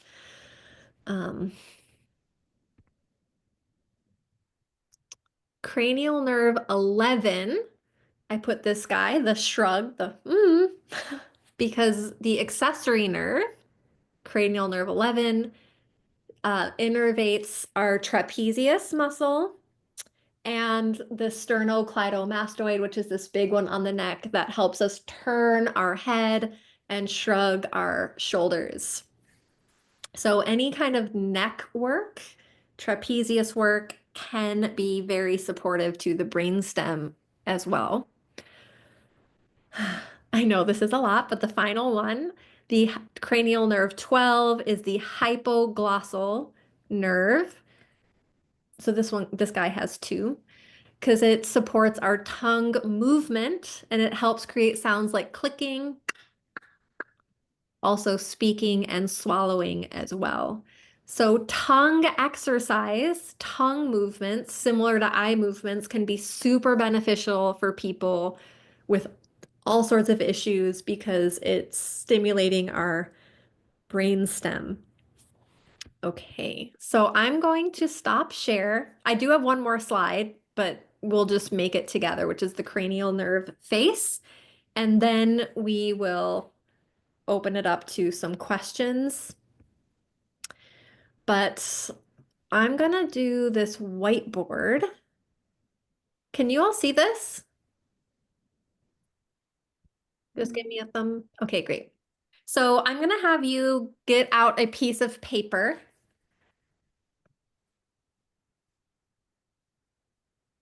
I want to make sure I see you. So you're getting a piece of paper and we're going to draw the cranial nerve face. And this is a way you can help remember what the cranial nerves are in the order. So I'm going to have you draw a 1 in the middle of the page, number 1. Okay. And then, so this is the nose, right? Cranial 1 is the olfactory nerve. It's the nose. So we just drew the nose of our cranial nerve face. And then just above that where the eyes are, I'm going to draw the number 2. So we have our 2 eyes.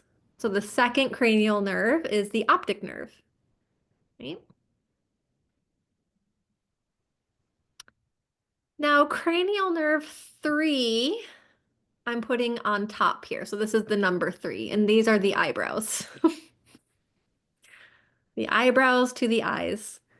The actual artists here are like, this isn't a drawing. Yes, it is.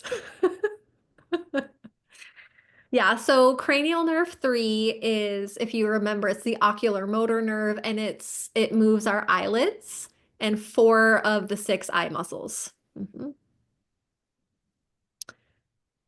Cranial nerve 4, I'm going to put down here. I'm pretty sure that's the right one. So cranial nerve 4 is looking down and in at the tip of our nose. I'm going to skip 5 for now because I'm just going to do 6 on the outside. Cranial nerve 6 is our lateral eye movement. Okay. So we have our nose, our eyes, cranial nerve 3, 4, and 6. So cranial nerve 5 is a big one, and we can draw a big 5 like that. That's kind of, I'm actually gonna, do I have a redo? I don't see it. It's fine. The big number 5 for our trigeminal nerve. If you remember that, it's like that big branch that goes, there's a branch on the top, the middle, and the jaw, but it has a lot to do with supplying some muscles of the face, some sensory muscles of the face, and the jaw.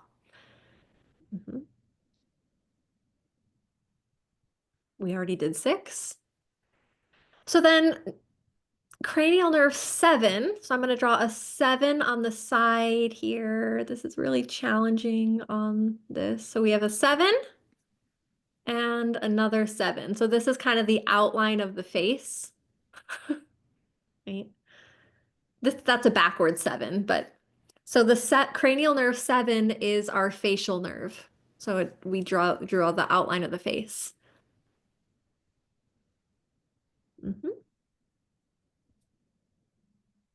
Cranial nerve 8, we can draw little 8s right here for the ears.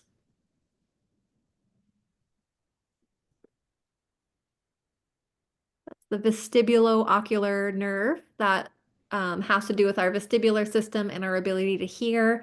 So we draw it where our ears are. Our face is taking shape. So it looks a little bit like Bart Simpson. I'm just gonna believe you on that. Yeah,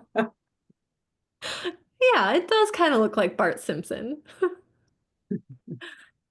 Our face is going to be sticking out its tongue since a lot of the nerves have to do with our tongue. So I'm just going to draw this tongue because 9, I'm drawing 10 on the tongue because the vagus nerve does innervate the tongue as well, the back part of the tongue, and also 12. So 3 of the cranial nerves do stuff with the tongue, 9, 10, and 12. And then, of course, we're missing 11, which is the neck. So this is 11. 11 is our like the trapezius and the sternocleidomastoid.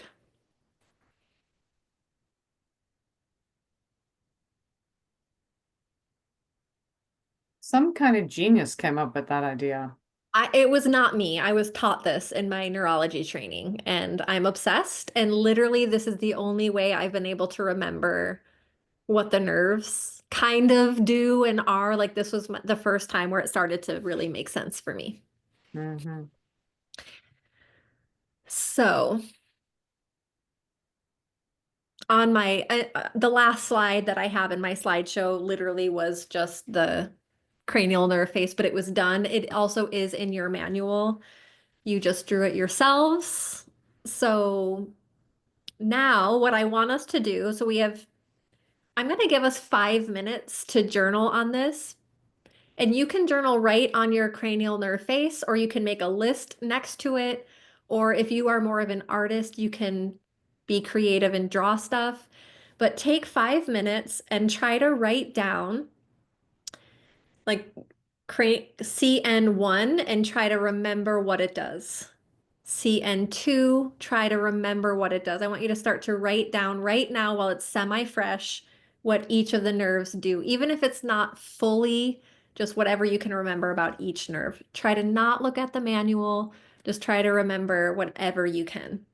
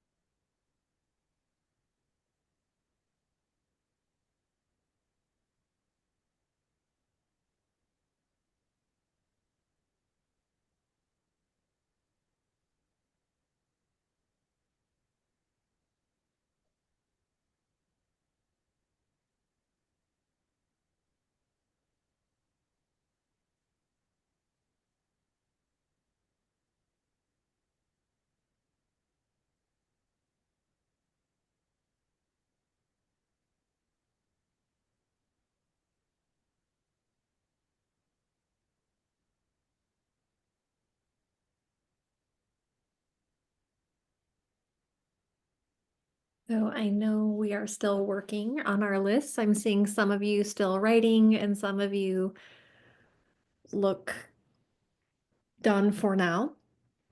So we're gonna, in a minute, I want to do one more short small group. So Neve, and we'll have the group. Choose again? No, we're gonna do slightly bigger groups. Let's do groups of 3, if that's possible. And what I want you to do is pick one, each of you is gonna pick one of the cranial nerves. And I want you to share your ideas of how you might stimulate that nerve. So next week, we're learning on how to assess and reassess. But right now, I just want you to start thinking about if I wanted to stimulate someone's brainstem through the 5th cranial nerve, what's something that I could do or that I might do? And so we'll go in groups of 3. You have to pick one cranial nerve. You can each do the same cranial nerve, but you have to list 3 separate things. Right? So if you all pick cranial nerve 5, you have to say 3 separate things that you could do to stimulate that nerve. Nearly there. Need to And put. Lindsay is sharing. Yeah, Lindsay has gone through some stuff. There's going to be one with 2 in it.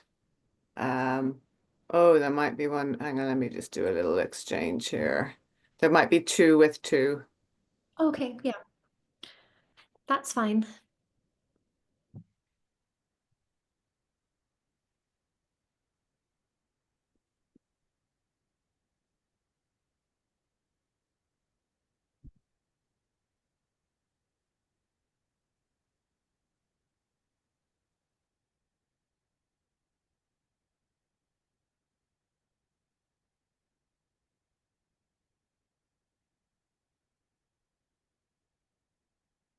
A few with 2 because, oh, that's weird. Ah, I see. Suzanne's on twice, yeah.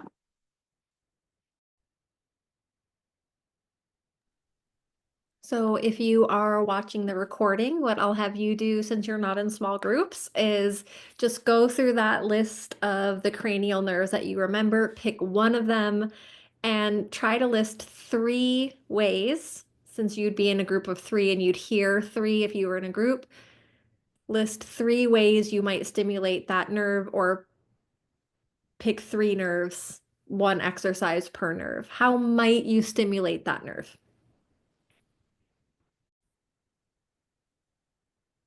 Great. So I just wanted to make one small correction to something I said with cranial nerve 8, which is, and Neve caught this actually.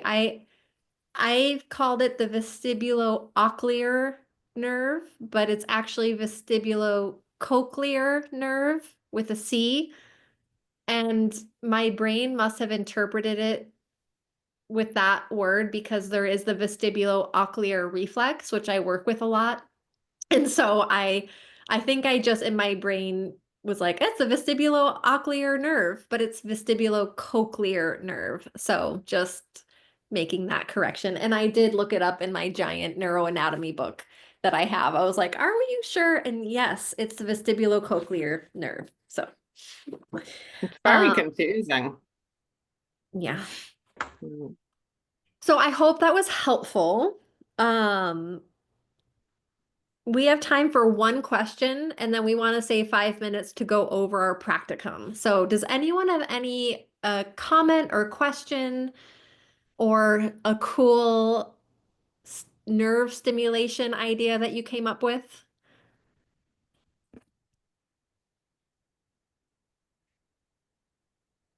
I was talking about maybe at the end of class making a pot of tea and having people guess what is in the tea based on the smell. Yes, that would stimulate cranial nerve 1 and be a great cognitive load. Can you identify the smell? Whenever I work with smell, sometimes I'll also include, like, can you identify it? And now as you're smelling it, can you visualize, like if it's a chrysanthemum or Yeah, Chris, is that the name of the tea? Yeah. No. There is one. You can't Chamomile drink is what that. I'm thinking Oh, of. chamomile. Okay. Like, can you visualize the chamomile flower as you smell the tea? So, like, you can do some cool visualization stuff, and that's all very stimulating for the olfactory nerve. That's awesome. And then you can also drink the tea together, which helps with the social piece, which is a nice brain protective too. True. Yeah. Brilliant. Great. So, Neve, do you want to talk a bit about the final practicum? Yeah, well, the first and really quick thing I want to do, and you're going to have to really listen carefully. I'm only going to read this once. So there's some of you are coming to the 6th of June and some of you are coming to the 8th. It depended on when you booked. So once we had a certain number booked for the 6th, we just changed the date to the 8th. So it was on the website when you booked, which one you're on, but just in case you've forgotten, because the 8th is the only one on the website now. So I'm going to go through your names and be sharp about this. So June the 6th practicum is Angela, Shalini, Martina, Dana, Colette, Karen, Jamie, Rachel Bass. I think there's another Rachel. Yes, Rachel Bass, Elena, Carly, Ashley Jean or Jean, Carrie Ann, Astrid, Teresa, Maxine, Jessie, Cody, Rosemary, Hillary, Maya, and Leonie. That's the 6th. June 8th is, well, everybody left. Trish, Andrea, Cedar, Suzanne, Paula, Jane, Ninu, Christiane, Kim, Geraldine, Rachel Santos, Anuba, Susan, Michelle, Tamara, Stephanie, Lindsay, Helena, Colum, and Luna May. And the assignment itself, what we would like you to do is over the next couple of weeks is find one coordination challenge. So a coordination challenge would be like the dance things we did, or it could be the hand flapping exercise. So find a coordination challenge that we haven't taught you, that's not in the videos and that I haven't done live. It's really easy to find and it's great fun. And then could you also teach a non-dominant challenge with stacking? So the non-dominant challenge with stacking that I suggested was learning to brush your teeth with the wrong hand, then add brushing the teeth with the wrong hand and standing on your less balancy leg, and then maybe closing your eyes. You don't have to teach the non-dominant challenge, but it would be great if you would teach the coordination challenge. Another thing, and you'll understand this better after next week, Diana will be teaching you loads of assessments, eye exercise assessment. So you will be required to teach an assessment, eye exercise, and then assessment after it. And then for the final piece of teaching that I would like you to do is something from the vestibular, the coordination, the non-dominant, or the eye exercise sequences. Now, because I've asked you to look for a coordination and non-dominant, I'd like you to look more towards vestibular challenges and eye exercise challenge. But the difference between what Diana's asking you to do, which is the assessment, eye exercise assessment, or it might not be just an eye thing, it might be something else. Diana will go over that next week. With the eye exercise, could you add it to whatever your teaching modality is? So you're doing it during asana, or you're doing it during Pilates, or you're doing it during whatever your movement profession is. So to go over it again, find a coordination challenge somewhere that isn't on the course already that you will teach. Find a non-dominant challenge that you will tell us about but not teach. it'll be clear, the assessment I thing assessment next week, that will be in there too. And then choose either, let me just take out the coordination non-dominant from the sequences. Let's choose either a vestibular or eye exercise within your given profession. Does that make sense? Who's got classes? Oh, who will be doing that? Yes, I will do that, Carly. I will type it out and send it in an email.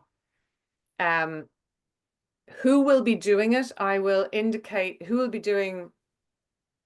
Oh, actually, Diana, we had said that we would assign them to individuals, but then we decided we'd go with the find something new. So are you happy if people just choose rather than we assign who teaches which? Yeah, cool. So there will be some repetition, of course, and I will put all this in an email to you. There are different times, Jane. Diana, do you have anything to say? I can go and get my calendar and tell you in a sec, Diana, if you have anything to say while I go get that.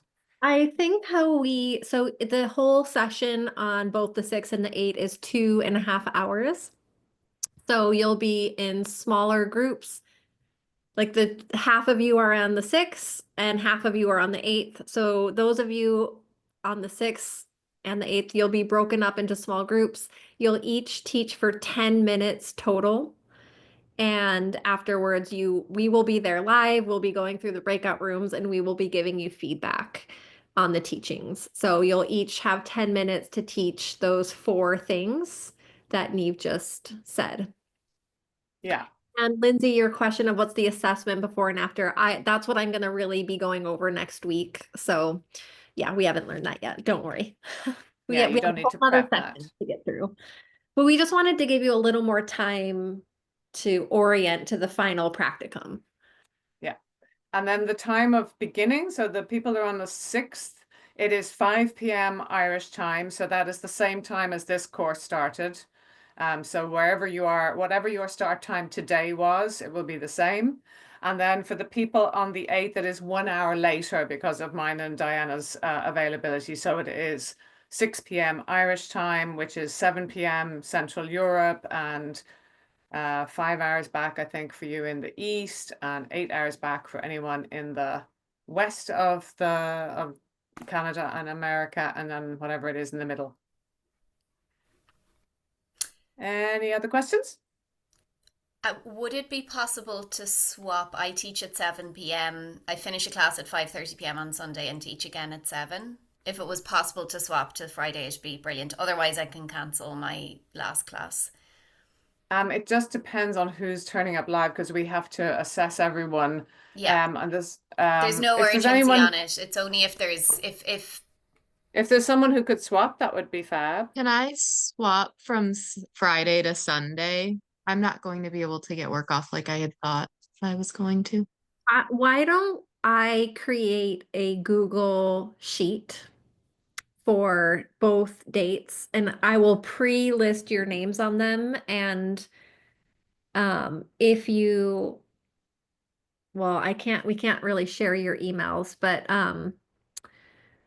if you want to change your time, so I'll list a sheet, and if you want to switch, I'll have you write your name and your email and say like, I want to switch, and then hopefully people can coordinate. So those who are on Sunday and want to switch to Friday, you guys can begin to swap with each other. It'll just be way easier to self-coordinate that than me and Neve be the middle person. So I'll set up like a Google sheet and you can fill out your name and email if you want to switch. And if there's somebody to swap, you're golden. Great idea. Any other urgent issues? Real quick, Jamie, thank you. So 10 minutes for the whole little each idea in a 10-minute thing. Okay, that's it. And Thank you have you. basically, you've 3.25 components, 3 things to teach, 3 things to teach, and 1 thing just to say, I discovered this challenge, and it's brushing your teeth with your left hand and then doing it with your standing on 1 leg. So that can be spoken in half a minute. Great. See y'all next week. Thank you. Thank you so much, everybody. Thank you. Thanks for your attention. Bye. Thank you. Thank you. You're welcome. Thank you. Thank you. You're welcome, Paula.